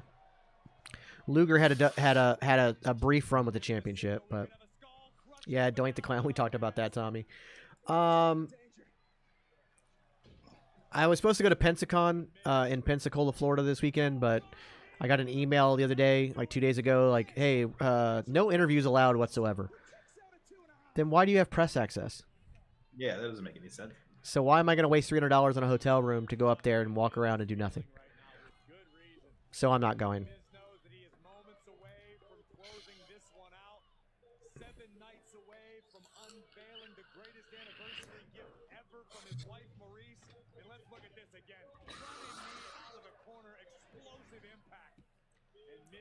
I do wish Miz would get away from doing all the Daniel Bryan stuff. That was his like main like adversary though for quite a while. But I do think the yes kicks are about run their course with him. Well, also that running knee out of the corner, like he had a whole moveset before that feud when Daniel Bryan came back, and now he's just completely just adapted it as part of he was part of like, haha, I can do your moves better kind of thing. But he needs to go back to what he was doing, I think. By the way, those forearms suck. I got my jaw dislocated before a match, just prepping for the match when the guy hit me with a damn forearm to the jaw. Kane's run as champ could have been more significant too. I agree with that. I mean, they did kind of retcon it when they gave him the world title for a while. True. I wouldn't mind an R-Truth title run. I actually love that idea.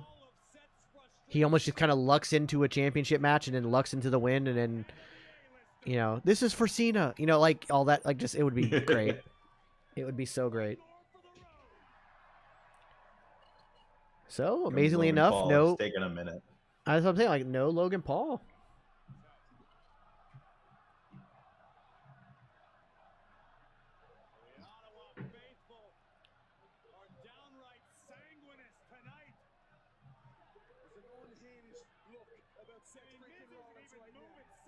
Coco Beware. Could Rick Rude have been a good champion? Rick Rude could have been a great champion. I personally believe he could have been a great world champion. PBR says, I can't stand Logan Paul. Well, you're not supposed to. Yeah, Logan Paul is like a terrible human being. I'm not going to champion any of the things he's done outside of wrestling, but I kid you not, bud. Like, he is someone who came from the outside in. He has done a phenomenal job to be an entertaining wrestler. Yeah. Working both like heel and face, he's done really well. He's going to be a bad guy now, but yeah.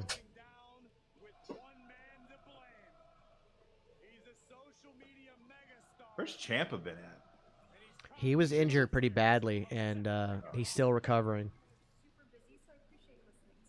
know what? And I want to thank you for the positive attitude. Seriously, it's refreshing. So if you want to face Asuka next week on Raw, I'm more than happy to oblige. In fact, consider it official. Thanks, honey bunny. All right.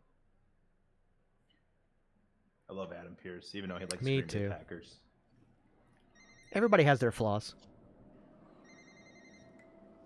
This is Adam Pearce.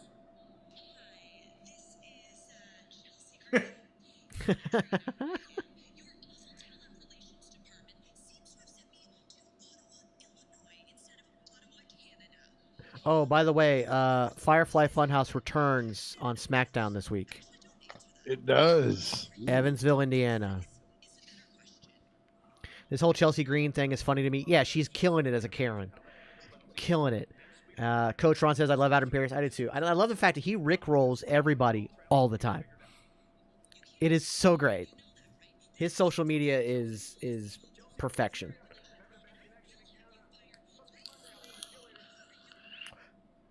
Stranded Chelsea Green in Canada.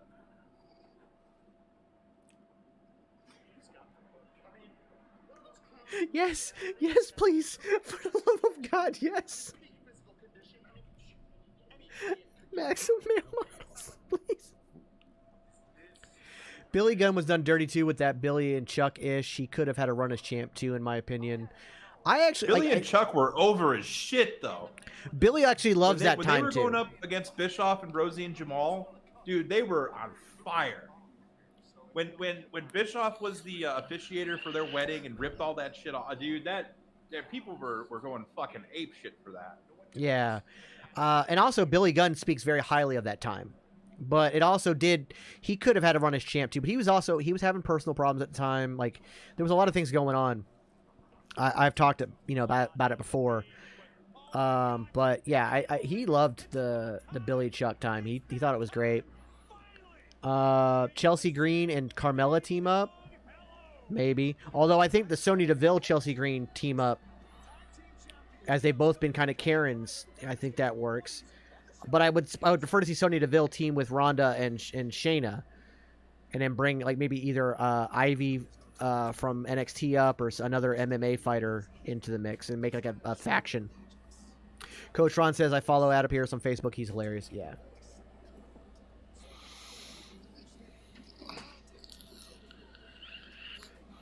And also, by the way, we got our answer on what's going on with Bray indirectly by the fact that Otis is challenging Brock Lesnar to WrestleMania match. So it'll obviously be Lashley and Bray. So Omos is challenging him, not Otis. Oh yeah, Omos. Sorry, I got Otis on her brain because I want him in a maximum male model so bad. But yeah, he becomes Otis. Oh God. I want every second of it. Otis versus Bronson Reed. Yeah, give me Otis versus Bronson Reed. Yeah, that'd be insane. That'd be a lot of fun. That's a fucking slobber knocker. Ooh, I love Shayna. She is an example of someone who deserves to be champion for real. Agreed. What she did in NXT was amazing. Bring that back. It sucks that she didn't translate. Well, I mean, I get it, it's under Vince at that point, but like when they gave her the vampire gimmick and all that type of shit. Yeah, that was weird. Yeah, it made no sense.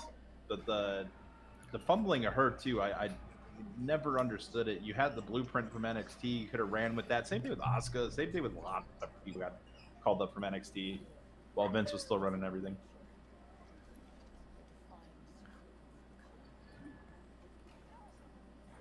I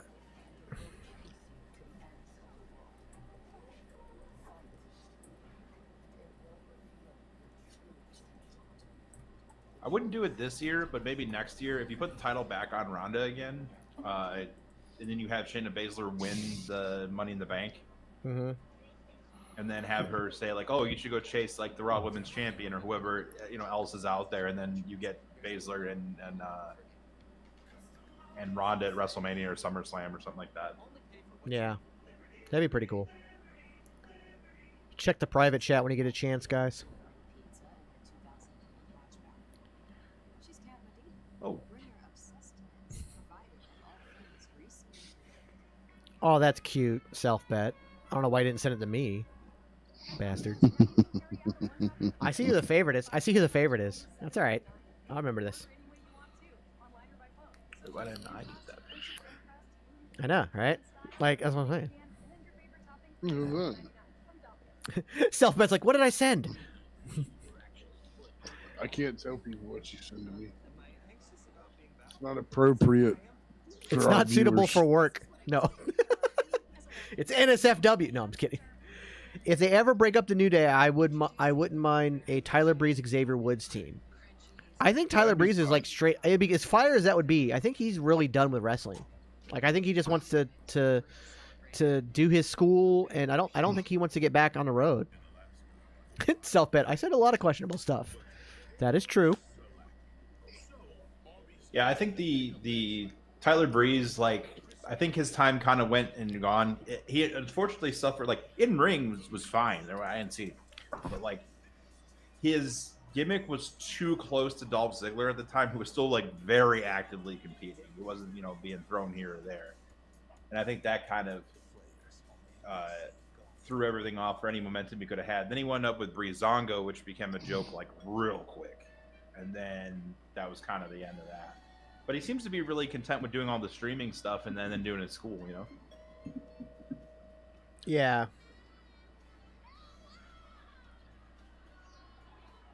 PBR Fiend, thank you for hanging out. Thank you. Don't leave me. Don't leave me with them. Okay, good. Thanks, bud. You guys enjoy Last of Us. I'm still behind. I'm like 2 weeks behind now. Yeah, I'm really behind. I haven't watched it. I haven't watched. I'm waiting for it to be done so I can binge it. We love you too, BBR. Thank you so much. Love you too, bud. And thank you for the subscription and everything. You've been amazing. Oh, I'm going to see Ant-Man and Quantum Mania Friday. Enjoy. It's very good. I like it a lot. I'm really excited about it. It's fun. Yeah, and for any Canadians in the chat, happy Family Day. Oh, that's Family right. Day in Canada. Family Day in Canada. Yeah, it says it on my calendar.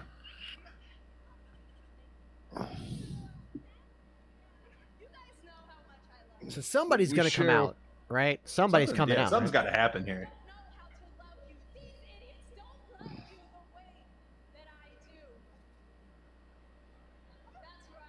And when did Bailey become a grandma?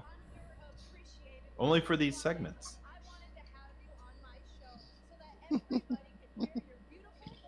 Only for these segments. Magnificent Stan says, I'm going to hop off, guys. Good stuff. We'll be back. Thank you so much, Stan. Appreciate it. And also appreciate your subscription. Thank you so much, man. You've been Yeah, bud. awesome, too. Thank you so much. We appreciate the interaction. And we'll see you next time, sir. Do you think this sets up Ronda and Shayna or the six-man tag with Trish, Lita, and Becky? They're in Canada. Yeah. Also, like, is Dakota going to be ready for WrestleMania?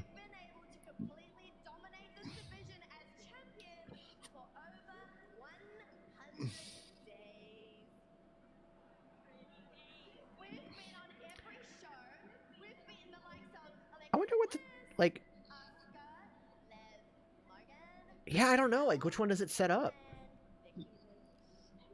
Now, she's not wearing a brace anymore, but she's still got the crutch. So she might be close to being done. Okay, here comes Becky. Okay, so maybe we get the six-person tag.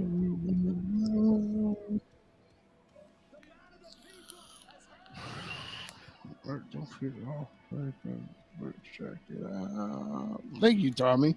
Yes, we do have merch, and also, like I said, by next week we'll have some Punk Driver merch up as well.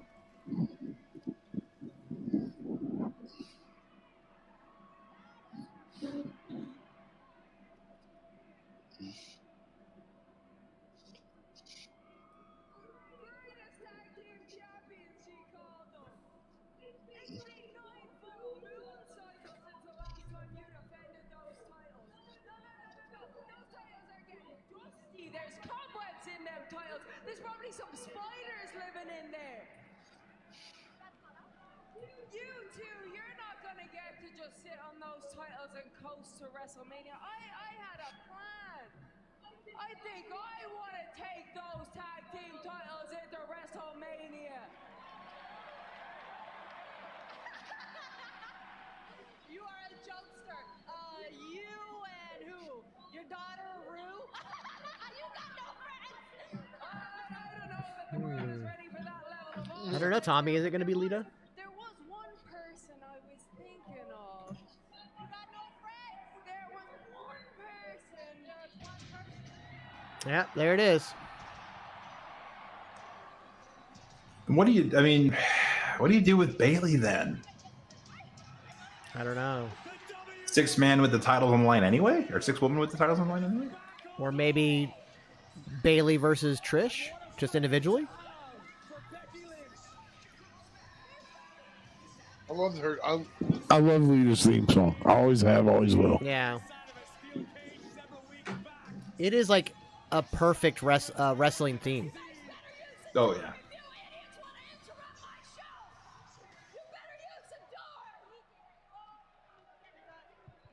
We should go to the door. Yeah. Hello? You're not welcome. Oh, you can't hear? I didn't know the hello. What are you even doing here?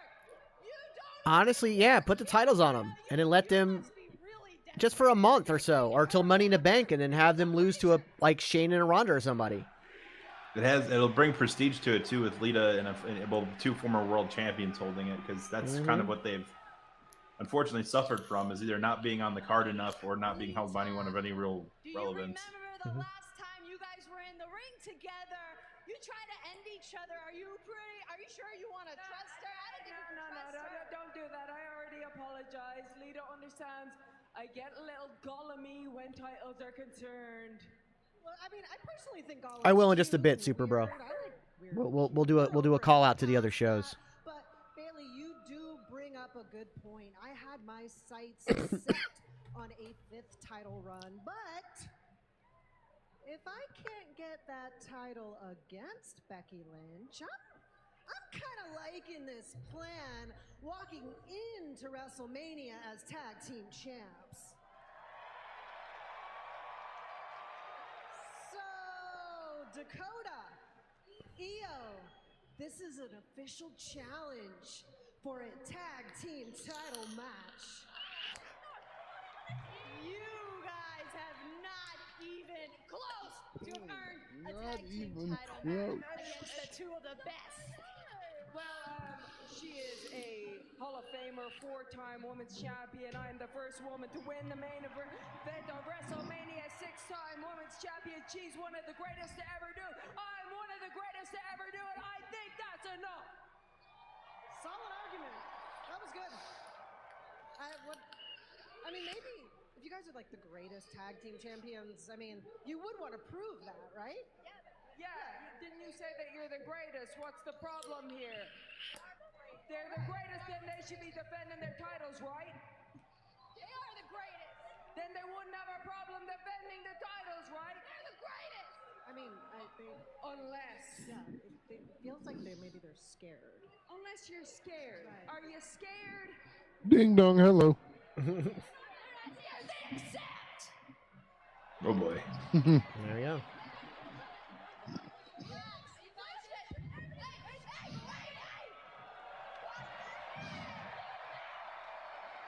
That's a belt Lita hasn't held. Yep. And Becky either. Yeah. And again, like you said, no, it Becky adds was another- never NXT Women's Champion. No, she wasn't.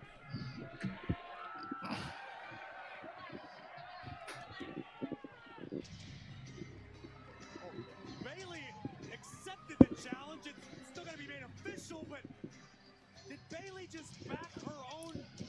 Are they going to do it next week or something? Because they're talking about wanting to take the titles into WrestleMania. Yeah. I'm crazy woman. Then I can't. If they win, then it's going to be them against Ronda, and they might be doing that because Dakota Kai is hurt. Yeah, maybe. Candace, firstly, coming out of Elimination Chamber, do you have an update on the status of your husband, Johnny Gargano?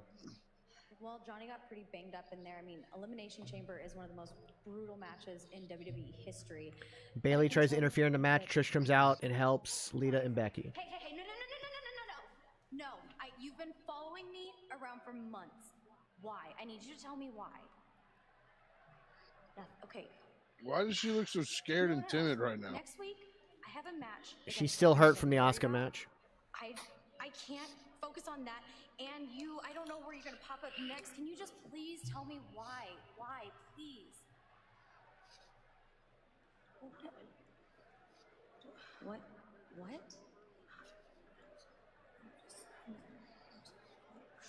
Wait, what?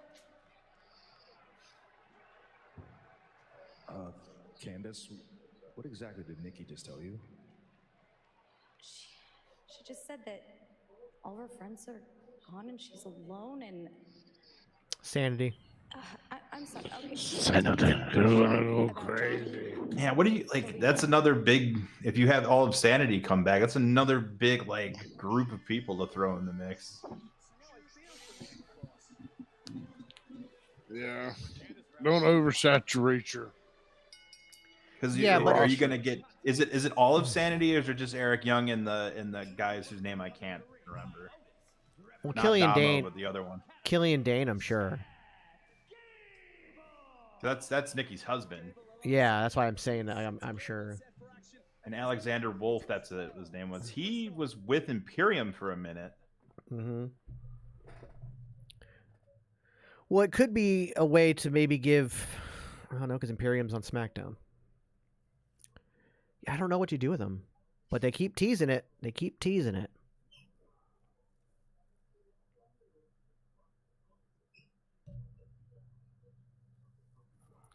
You definitely have to worry about oversaturation at that point, but I mean, I'm sure there's stuff you could do with them, right?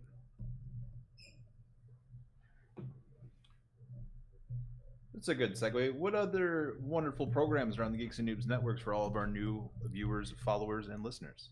Yeah, absolutely. We have on Tuesday nights, we have Wrestling with Toxicity and the NXT watch along, so make sure you tune in for that tomorrow night. Wednesday night, we will be simulcasting the Wrestletok Wolfpack on the Twitch here. With yours truly! Yes, I will also be on that show. I'm on there until further notice, helping stand in for Dad Hat while he, has a new baby and everything else. So we have a pretty cool guest this week on the Wolfpack. We've got prestigious bootmaker Ace Chaveria is going to be on, and he's bringing a special guest with him. So that's going to be pretty cool. Yes. Thursday nights, if you are a fan of movies and comic books and all that fun geekiness, Thursday nights we have our flagship show, the Geeks and Noobs podcast. This week we'll be talking all things Ant-Man and the Wasp Quantumania. Full spoilerific review. We're going to have a lot of fun with that. Fridays, we do Friday Night Fight Nights, where we do a SmackDown and Rampage watch-along. It's me, Ginger, Bree, and MJ Duplessis, and other people like to pop in from time to time. And then we've got this Saturday a very special episode of Wrecking Crew, which I will be kind of leading the charge on that one, as other people are going to be out. I don't know what we're going to do. We're just going to have fun with it. I don't know what we're doing. We'll play games or something. We'll find something to do. But Saturday will be fun. And then every now and then on Sundays, we do what's called Sunday Fun Day. We'll sometimes pop up on Sundays, but just make sure you have your notifications on. Hey, MJ Duplessis. I don't know why you call it a Scandals. I will push you down a steep hill, sir. Yes, we will have, if you put on your notifications both on Twitch and on YouTube, follow us on both of those. You'll know every time we go live. We've got a lot of stuff coming up as well. So not just those shows every week. We've also got, we're going to do some fun things with a wrestling tabletop RPG. That's going to be coming up soon. I'm excited for. Yeah, I'm excited for that as well. That's going to be a lot of fun. We've got WWE 2K23 coming out, where they're going to allow a 4-person My GM mode. So we're going to do a full day, 12, 14-hour stream, however long it takes us to do a 50-week campaign. We will then edit each week up and put them on YouTube, so we have 50 weeks of content for you guys to check out. So if you can't stick around for the entire all-day stream that we're going to do, and as crazy as we're going to be for an all-day stream, you'll be able to see it week to week on YouTube. Also, I'm working on some travel vlogs that are going to be coming up. Jackson and I are headed back to Texas at the end of May. We're going to add that to our San Antonio trip and have a nice Texas vlog. We're going to be working on conventions and shows and stuff. We're planning out a subathon coming up. The subathon is going to be a big deal because it's going to help us raise money to get us all to go to SummerSlam as a group to put out more content for you guys. So that's going to be a big deal coming up as well.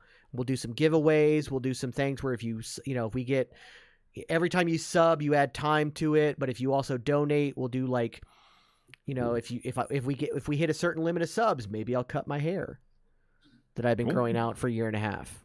Maybe. We hit 20 subs, he'll shave his head. The beard is never coming off. I want to make that very clear right now. It is literally my entire personality. I will disappear for 2 years if it goes away. So the beard is off the table for everybody. Just want to let that know. There'll be no shaving of the beards. But I will cut my hair. Possibly. We'll see how that goes. But we'll do other stuff like giveaways and stuff like that. We got other stuff coming up for that stuff. So make sure you stick around. We got a lot of stuff coming up if you like what you see. Also, hit us up on all our socials if you have ideas for stuff or stuff you want to see. We like to hear that stuff. We want to hear from you guys. So that... Yeah, wait, no more Jesus? Possibly. I haven't fully decided on the haircut yet. I don't know if it'll be on the thing. I just want to tease that.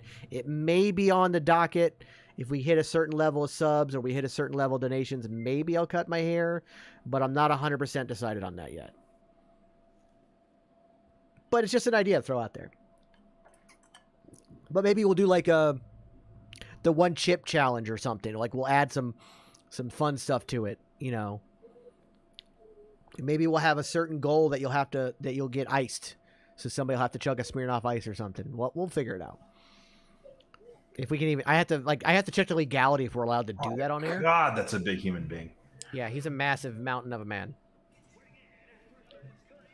Yeah, if we hit a certain sub goal, I will cosplay Mankind for an entire stream. Yeah, oh yeah. So that'll be fun stuff. Jax, what do you think you'll do? What is something you want to throw on the table? I will soak my feet in Epsom salt. Oh, you poor thing, you. Why would you torture yourself? You never said it had to be something bad. You're the one over here, I'll cut my hair and shit. Like, fuck that. I'll You got to give people a goal that they're going to want to do to you.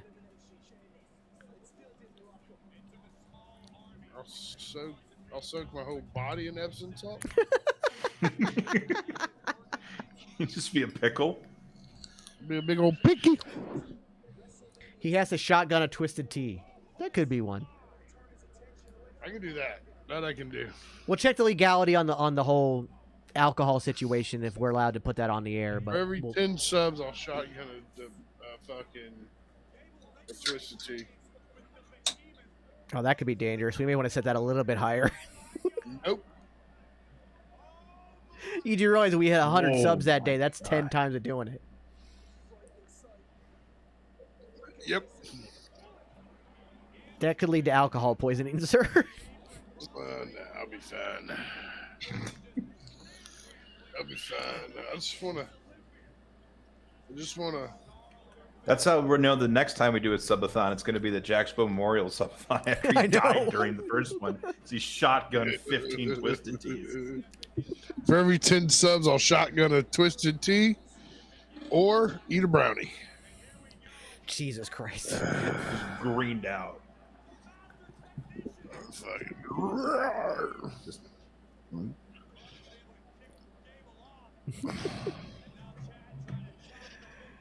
No, we'll have a lot of good times coming up, so we'll make sure you stay tuned. We'll keep talking about it on each of our shows. You'll see it. We'll plan it up pretty soon. I think we'll probably do the subathon probably next month in March, like towards the end of March, maybe middle of March. We'll figure out a good time.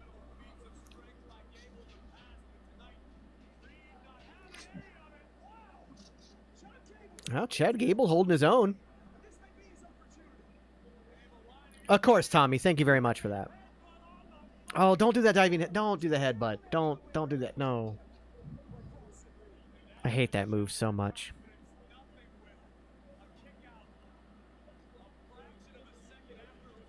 Ooh.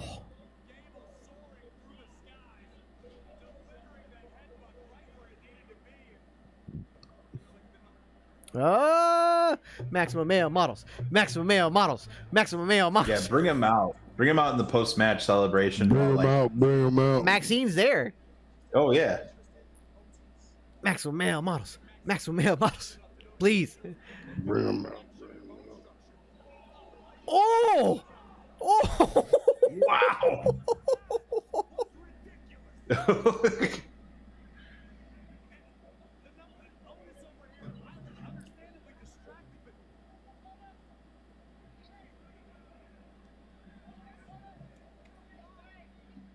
Yes, please, for the love of God, give me Otis in the maximum male models.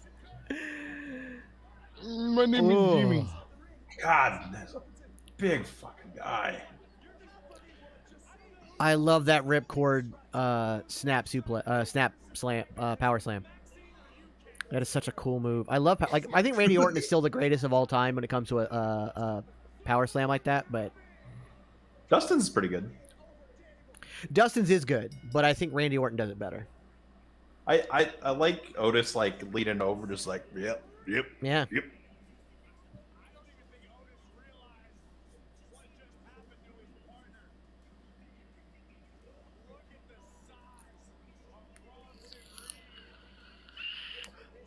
Jeez. That is such a big dude.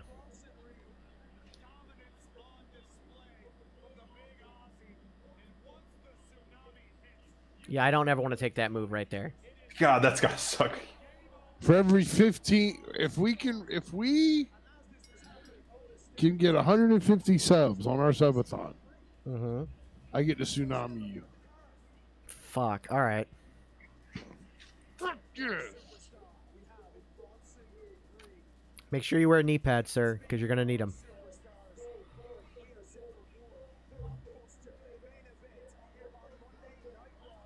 Holy shit, are we getting close to the main event already? Say we're 40 minutes from the end of the show. Wow. It's actually been a pretty decent Raw, even following a pay-per-view. Yeah. Especially that pay-per-view. I mean, come on. I know. Man. Oh. Jax ran away. He's back.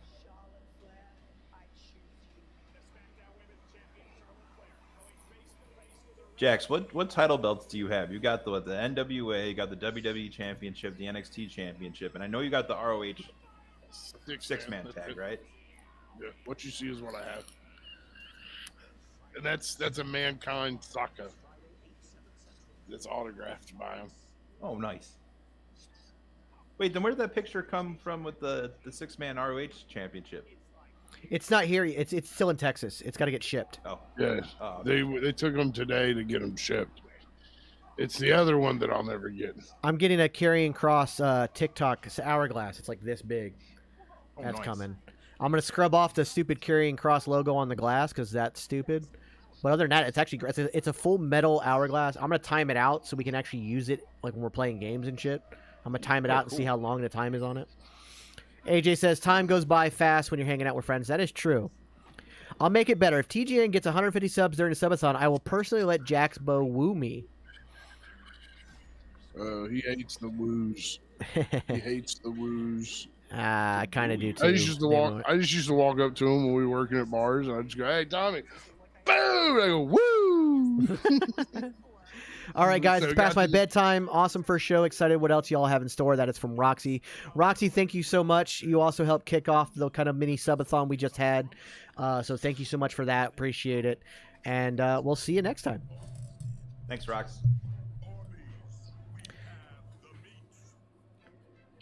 If I can get approval from my doctor. Rocher chocolate bar. I know, they're so good. I want one so bad. If I can get approval from my doctor, if I can get my fitness up a little bit, if I can, get my heart somewhat better, maybe what I'll do is one of the goals will be a Nate Slater chop that I take. Silverback. Yeah. Which it's no secret now that the Silverback did not come out with the win. Yeah, that sucked. He was cheated once again. But again, he was cheated once again. Yeah, like, it wasn't his fault.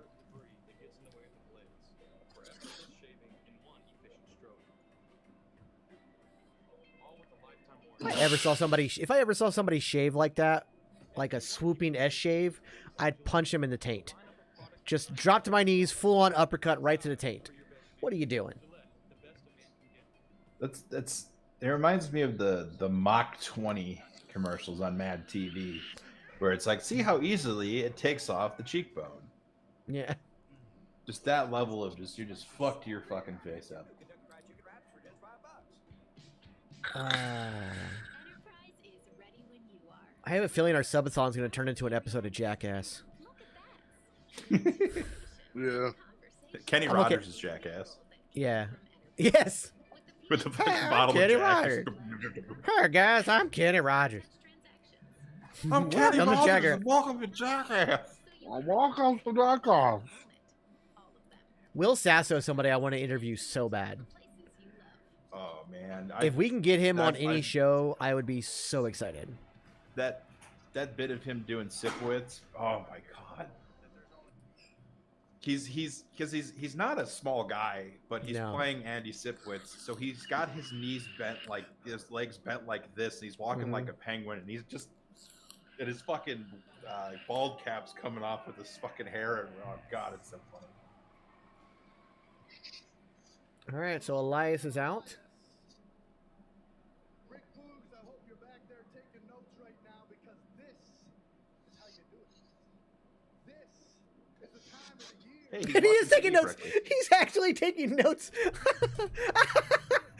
He's actually facing a television like a normal human being. I fucking love Rick Boogs so much.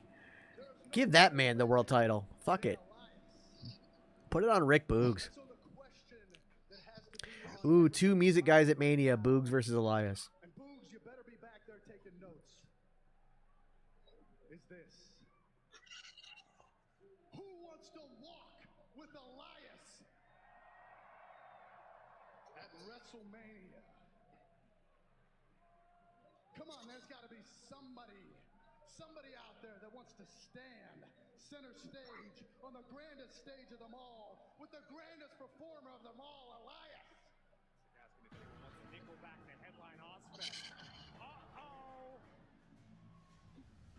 Oh shit. Okay, so it is Brock.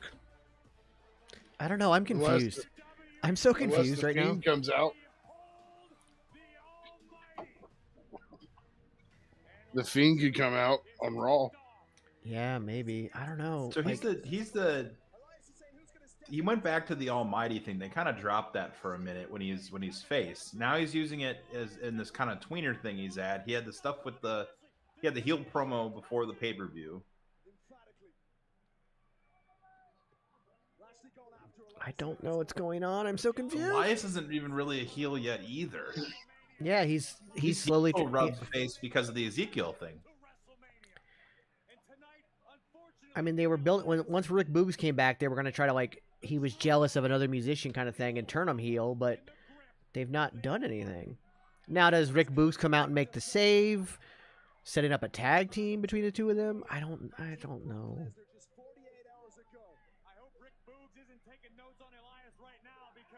I love how Bobby Lashley, when he does his spear, he does the whole flip like Moose does. Yeah, I like it a lot.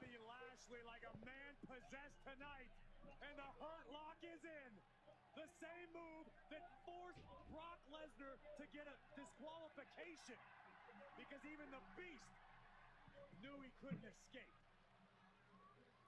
Everybody has a plan until I slap that Hurt Lock in. This past weekend, I put Brock Lesnar in the Hurt Lock. And Brock Lesnar panicked and had to resort to a low blow. Not Brock Lesnar, not Bray Wyatt. There it is. Elias. Nobody in that locker room breaks the Hurt Lock. Are we getting a Master Lock challenge, but with the Hurt Lock? Disrespected by nobody in this locker room. If you disrespect me, I'm gonna put you down. Oh, there you go. That was a heel promo. Yeah, for sure. I'm so confused on what the fuck that was even for. With no appearance from Bray either, or even anything, even maybe a Wyatt 6 in the crowd or something. Yeah, it made no sense. Yeah, that was maybe they realized that they needed to fill a little bit of time. I don't know. Okay, so next week is that tag title match. So Tommy, Omos and MVP put out a challenge to Brock Lesnar for Omos versus Brock at WrestleMania. So I'm assuming it's Bray versus Bobby. We'll find out when the Firefly Funhouse returns on Friday night. I don't know.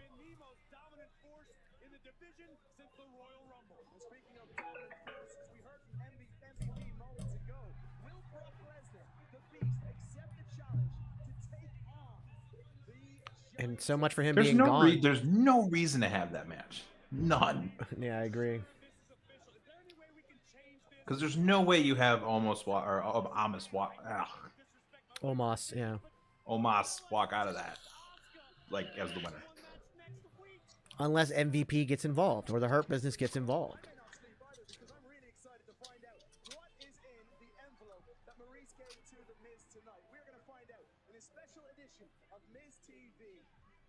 Next week on Raw. As WrestleMania goes Hollywood. Joining me now is the rated R superstar, Edge. Edge, first off, congratulations, you and your wife Beth Phoenix defeating Finn Balor and Rhea Ripley at Elimination Chamber, but there's no rest for the weary, because shortly after that, you accepted Austin Theory's United States Championship Open Challenge. At a wonderful press conference, might I add. Moments away from this huge match. Where people could ask questions. Yeah. That's back home with the girls, and I feel like I can finally get back to the goals that I set for myself when I first. He's challenging for the United States Championship. He's draped in the in the American flag, even though he's Canadian. See, Austin Yeah. has the physical abilities to help shape WWE for the Tommy, I don't know. I guess we'll kind of see how this match goes and see if maybe Judgment Day interferes or anything to know whether or not the story is completely done. Because I know Edge, he was saying as the camera was on him when the match was over, I'm done with you now. You're in my rear view. It's over. But it may not be. You know what I mean? So we'll see.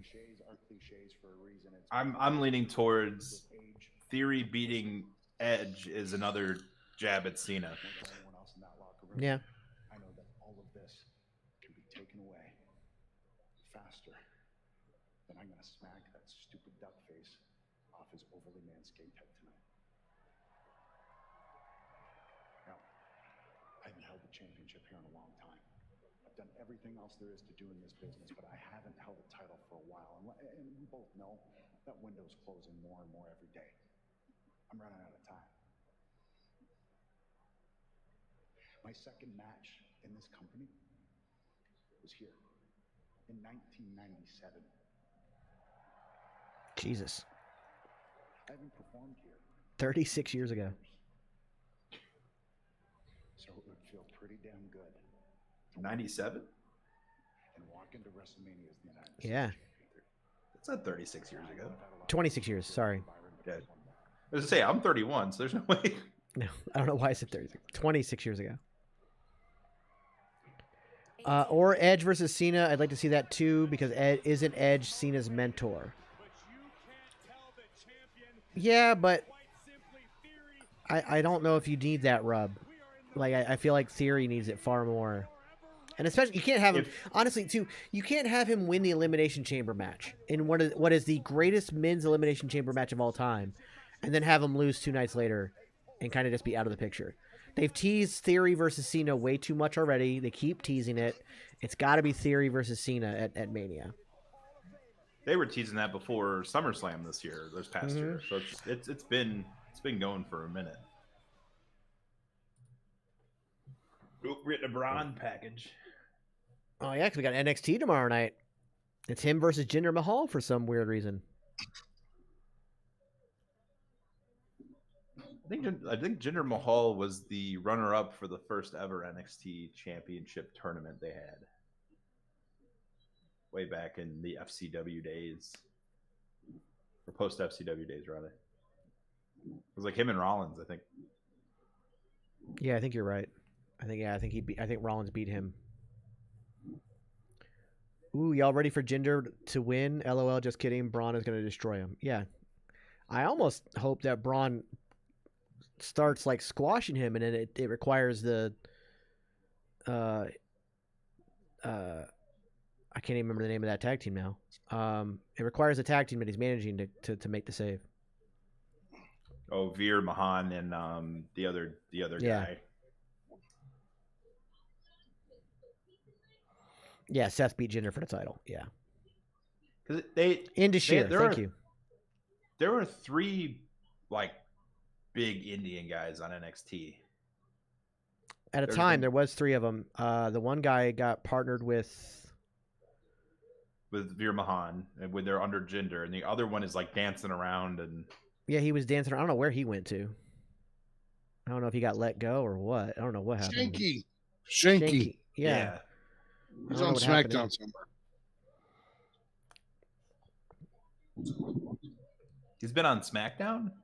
Well, not recently, but he was with Jinder on SmackDown last we saw him.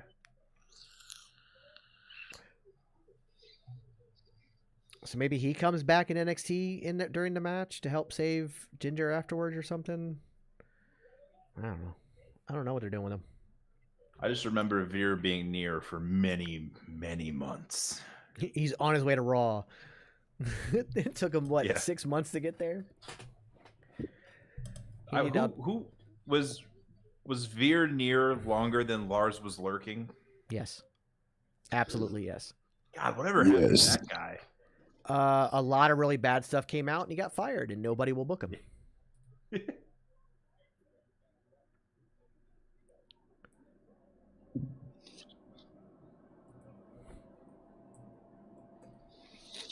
Yeah, they gave that guy like he came in and took out Cena like right away, injured him, setting up for like this massive debut, and then he got.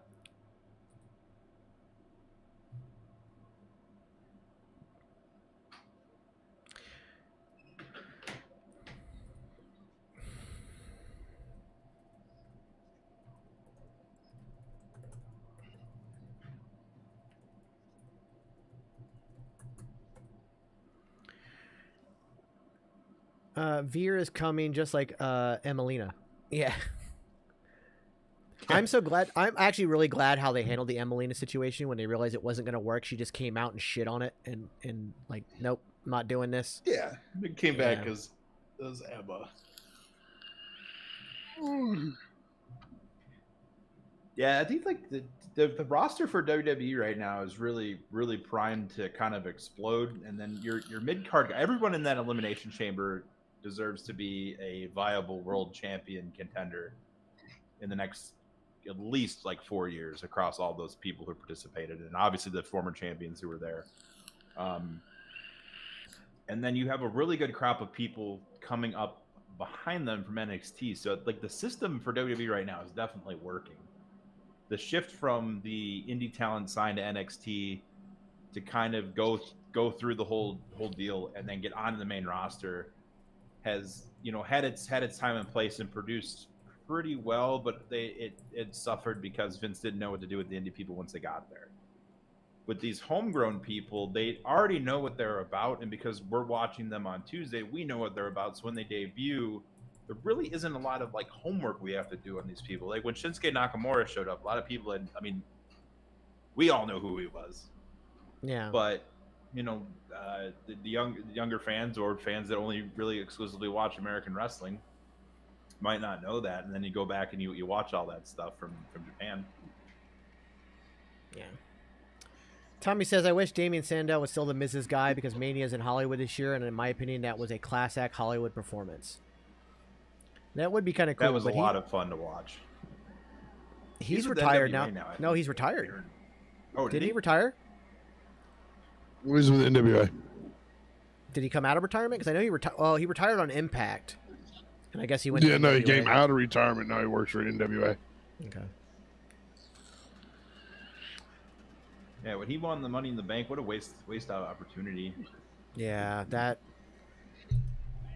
It looked like he was getting a push too because he won the Andre. He was about to win the Andre the Giant Memorial Battle Royal, and like then he got the Money in the Bank, and like I don't know, it just felt like he was getting a push and then just nothing.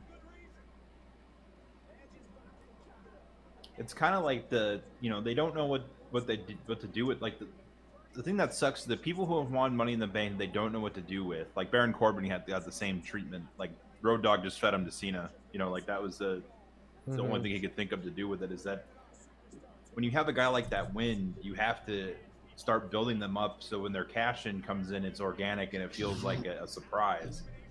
And they just didn't do that. They threw him they broke up the Rhodes Scholars, which was the right thing to do, but they made it about the Money in the Bank when it shouldn't have been. Yeah.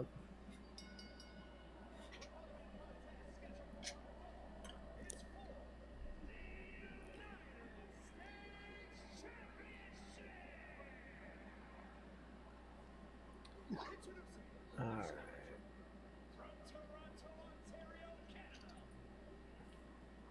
This has got to be huge for Theory, though. Right now, just like, oh my god, I'm in the ring with Edge. Like that's got to be massive for the man. Probably shitting his pants.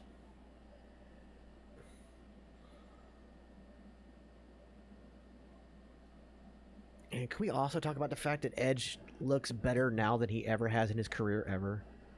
Like since coming back, just like my god, like even to the point where Randy Orton's like, "Look at you, you have abs." Like in the Royal Rumble, like it's just good stuff.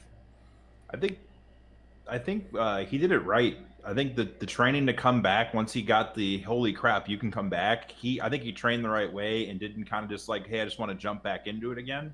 Yeah. And ultimately, that's probably what's helped him out. I mean, I know he's been hurt, but at least it hasn't been anything too serious. Yeah. The worst injury he had was he tore the tricep.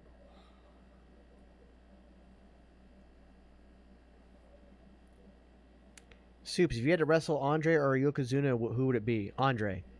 Because I would make sure that Andre liked me so that he wouldn't kill me. Because if he liked you, he took care of you. Yokozuna, as great of a performer as he was, there's no denying that massive weight was going to hurt you. Got bonsai drop. Nope. Not happening. Not doing it. Bonsai! Not doing it. Andre, we talked earlier about people you would like to see with a title reign, and I know that technically Andre did win the title, and then he like sold it to $1 Million Man. But I would have liked to actually seen him take a run, like, but back when he was like healthier, because his time in WWF, it was later in his life, and he wasn't as healthy. Edge's gears got the Hitman hockey team logo on it. Yep.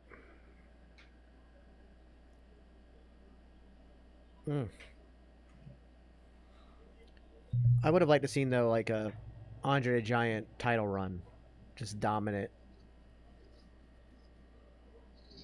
Just kind of eat everybody around him for a bit. Yeah. Like, could you imagine like had WrestleMania 3 happened where he was champion for like 2 or 3 years? Oh yeah, I mean that would have magnified everything like, to a million. Oh my god! As big as that moment was, it goes up to 1,000. Then, like, just.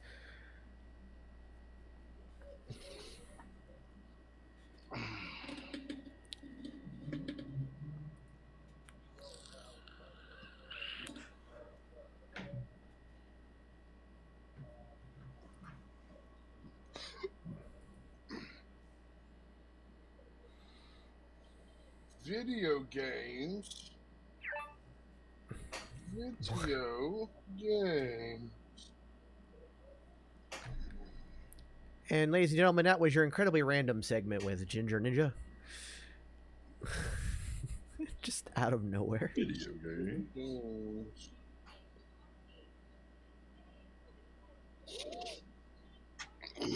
Video games. Video games. Video games. Looks like Kurt Angle is going back under the knife very soon here to get his neck cleaned up. No fusions or anything like that, but he's getting stuff removed out of there that needs to be cleaned out. Wow. That's good. He needs to take care of himself, so. I mean, when he was on TV last time, he was full on fucking Batman. Ladies and gentlemen, we have a very special guest in the chat. The one, the only, the man who was cheated out of his championship this past Saturday. The Silverback Nate Slater. How are you doing, sir? What's up, Nate? Silverback Nate Slater.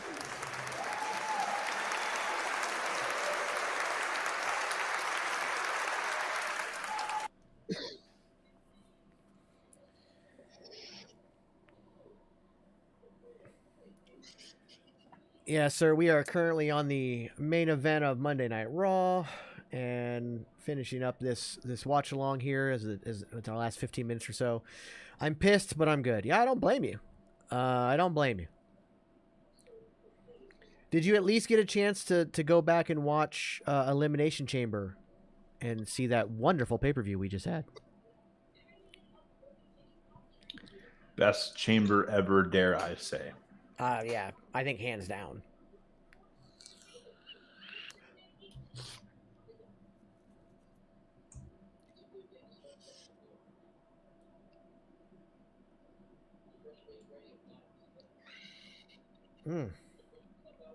I've seen the first 2 matches only so far. Oh, it as great as those are, it gets better. And better and better. That main event is insane. About to call tonight, got work early. Well, I thank you for stopping by. I appreciate it, sir. Thank you, Nate. You have a good day at work.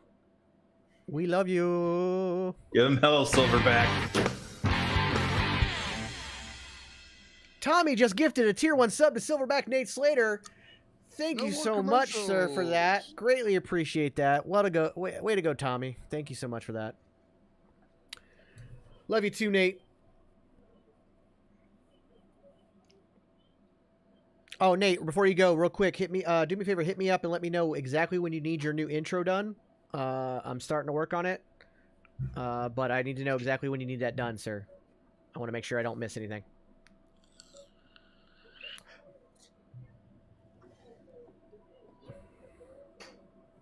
And once I get it done, we'll have to have Nate on the Wolfpack so we can kind of debut that for the world to see. After he debuts it, I want him to debut it at the match first, obviously, but the week after that, we'll put it out there and so people can see his new intro.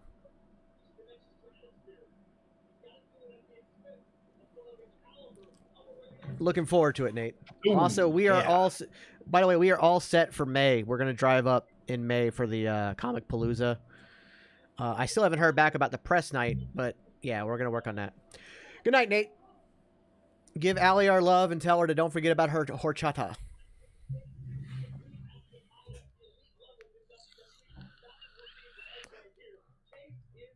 This is a really good match between Theory and Edge. It is. Yeah, it is. It is phenomenal. I hope, I really, really hope that that I kind of want Theory to win clean. Oh, I think he needs to win clean. A handful of tights there, bud. Even if it's not like so when I say clean, even if it's not like clean, like maybe the ref isn't looking and there's a something, but then like he gets a visual clean pin by the ref. Something.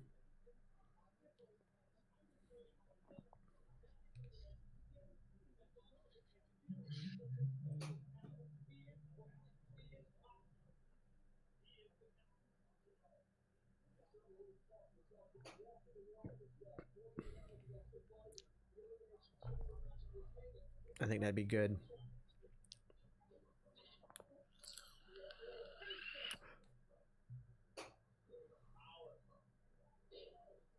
Ooh, nice fall away slam.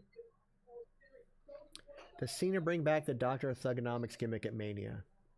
I don't think so. He's cool. The one off we got with him and Elias with that was like more than enough. I think them will ever need of that, especially at this stage in Cena's career. And the last iteration of the Hustle to Your Loyalty Respect merch sold really well from what I've read and what I've heard.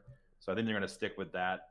That like almost 1990s basketball championship look they had the last time. Yeah. I mean, if maybe like they decide not to like hold Cena off until Mania, if they have him come back and like cut some promos, maybe you do one gimmick day like where he does that, but where he does a rap about Theory, maybe, I don't know. But Bootyman 5000 asks, whatever happened to Eugene? They realized that it was a terrible gimmick that was degrading to people with handicaps, and they got rid of it, and he went on to do some independent stuff and other things, and I think he has a wrestling school too, but he just basically does conventions now. Yeah, he does a lot of conventions. And think about how much we were laughing at Theory when he had the Money in the Bank. Yeah, I mean, I wasn't. I thought it was great. Oh, right on. Nick Dinsmore does have a wrestling school. Yeah, I thought he did. Because he's also like he got saddled with that gimmick, and it's a shame because Nick Dinsmore is really good at wrestling. Okay.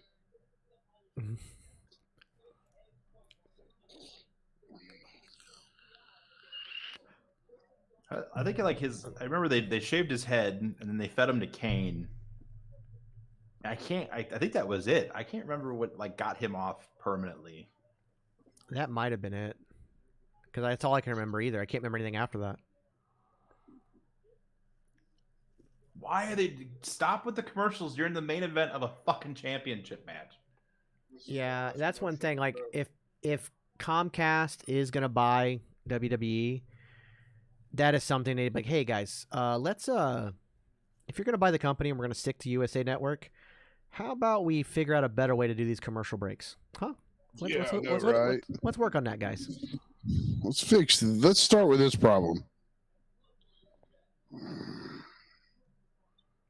Because you could have done this earlier, get this time in, so that this whole match was on TV. I mean, like, I don't want to compare it because it's not really fair, but like AEW has been able to get uninterrupted main events. Yeah. Or limited commercial interruption. This is the third time they've gone picture in picture.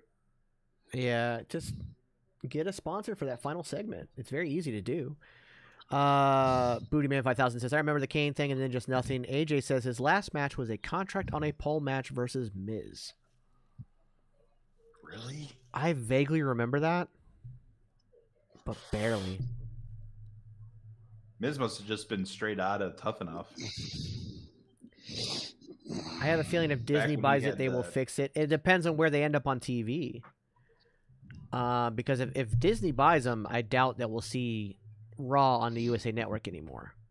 Like once the contract is finally up, like I think that's the last we'll ever see of Raw on USA Network. So I don't know where they move them to, though. I mean, I know they have ABC and they have ESPN, so there's possibilities, but Miz had a mask and was called the Calgary Kid. Oh, yeah. I remember that. That's something I would never remember. Yeah, I'm I'll look it up because I.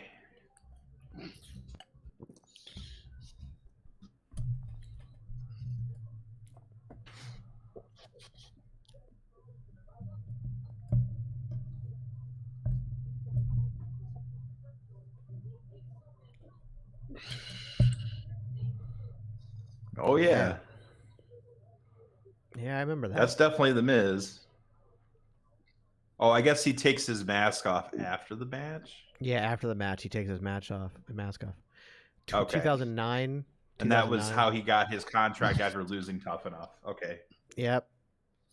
That makes sense. It was also the start of his build towards that 2011 year he had, which was just one of the most phenomenal years in wrestling.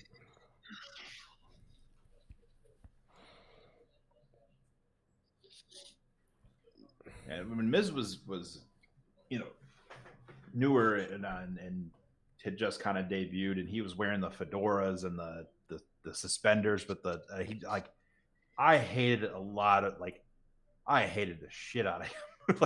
I couldn't stand him.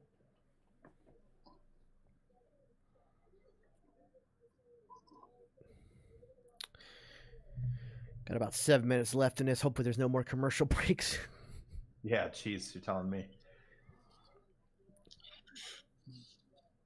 I mean, I at least appreciate it being picture-in-picture in a weird way because you're not cutting off it completely.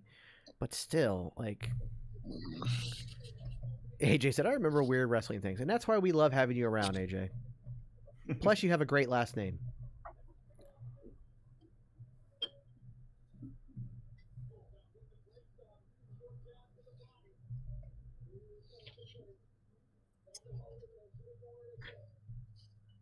I'm trying to think of what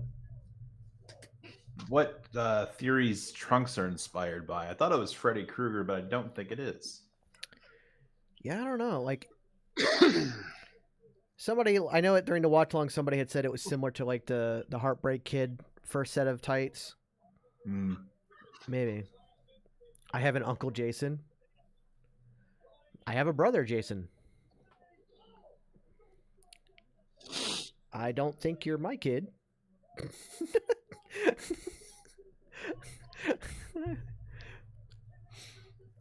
All kinds of revelations tonight on the I know. Monday I Night think Punch dun, Run. dun, dun. Yeah.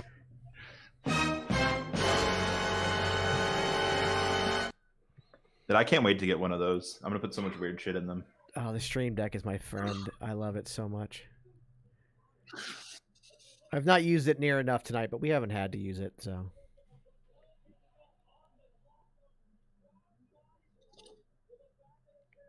I'll tell you though, if we did have to use it, I'd welcome it with. No, my dad's brother's name is Jason. You didn't catch it.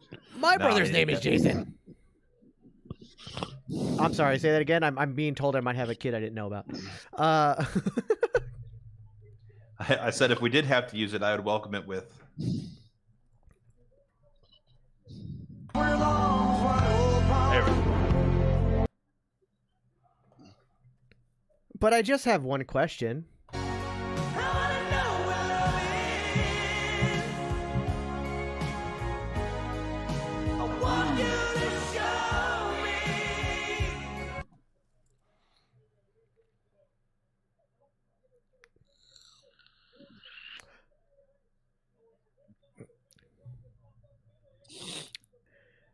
I love this drop kick. If he hits it. Ooh. Oh, that was even cooler. That was awesome.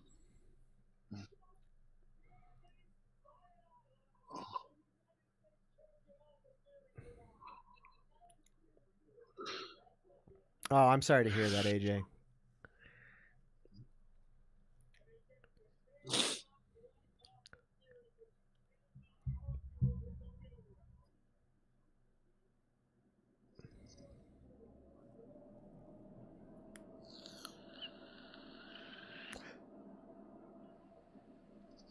He leapfrogs the spear.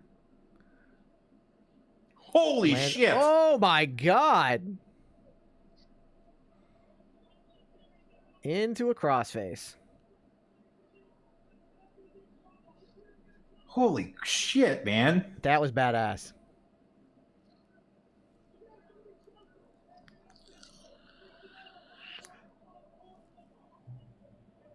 Good rope break.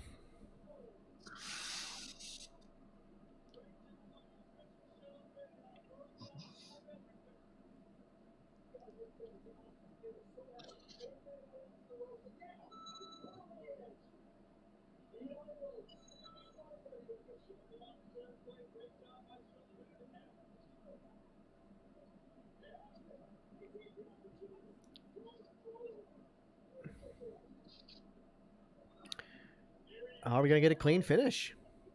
Oh, no. Into an executioner. Ooh, boy. Oh. Nice near fall.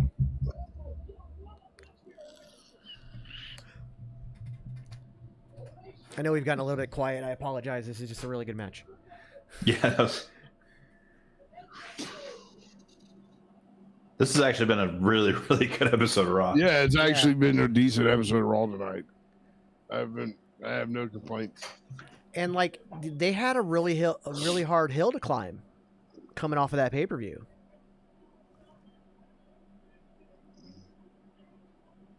But they're doing it. I mean, I still don't understand that whole Elias Bobby Lashley gimmick thing that happened, but other than that, like I said, I almost feel like they're like, oh, guys, we're a little ahead on time. We need to fill a segment. There's Finn. Finn. There's Finn. Okay. Judgment Day gets involved. 1, 2, kick out. Kick from Finn. A-Town down. So not really a clean finish. But it continues the Judgment Day Edge feud. You do Edge and Balor at WrestleMania then. Yep. I mean that'll kill. It should be good. Oh yeah. Yeah, it'll be very good. And then on Monday Night Raw, Judgment Day can talk about putting Edge in the rearview mirror and blah blah blah, and then boom, Switchblade Jay White. Huh? Huh? I liked Edge with long hair too. This weird quasi mullet thing he's got going on, I'm a little weirded out by. So you see how right on the impact, there's almost no weight on the person. A coup de grace is not bad. I would take a Finn Balor coup de grace all day, every day.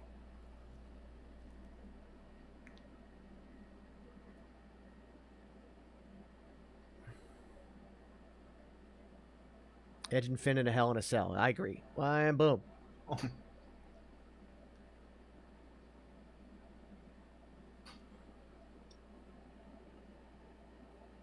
Well, you see, another cool thing here is you've just cemented as Finn Balor as your. Damn, that doesn't make sense because you pretty much cemented Damian Priest as your singles competitor for Judgment Day. Now you're looking at Finn, and then. Well, I still think if you do some tag stuff, you could do Dominic and Damian together. Right. And I think that Dominic and Damian have a better rapport. On screen, like they just have a better rapport. So, is he gonna do another one? Another one? God damn.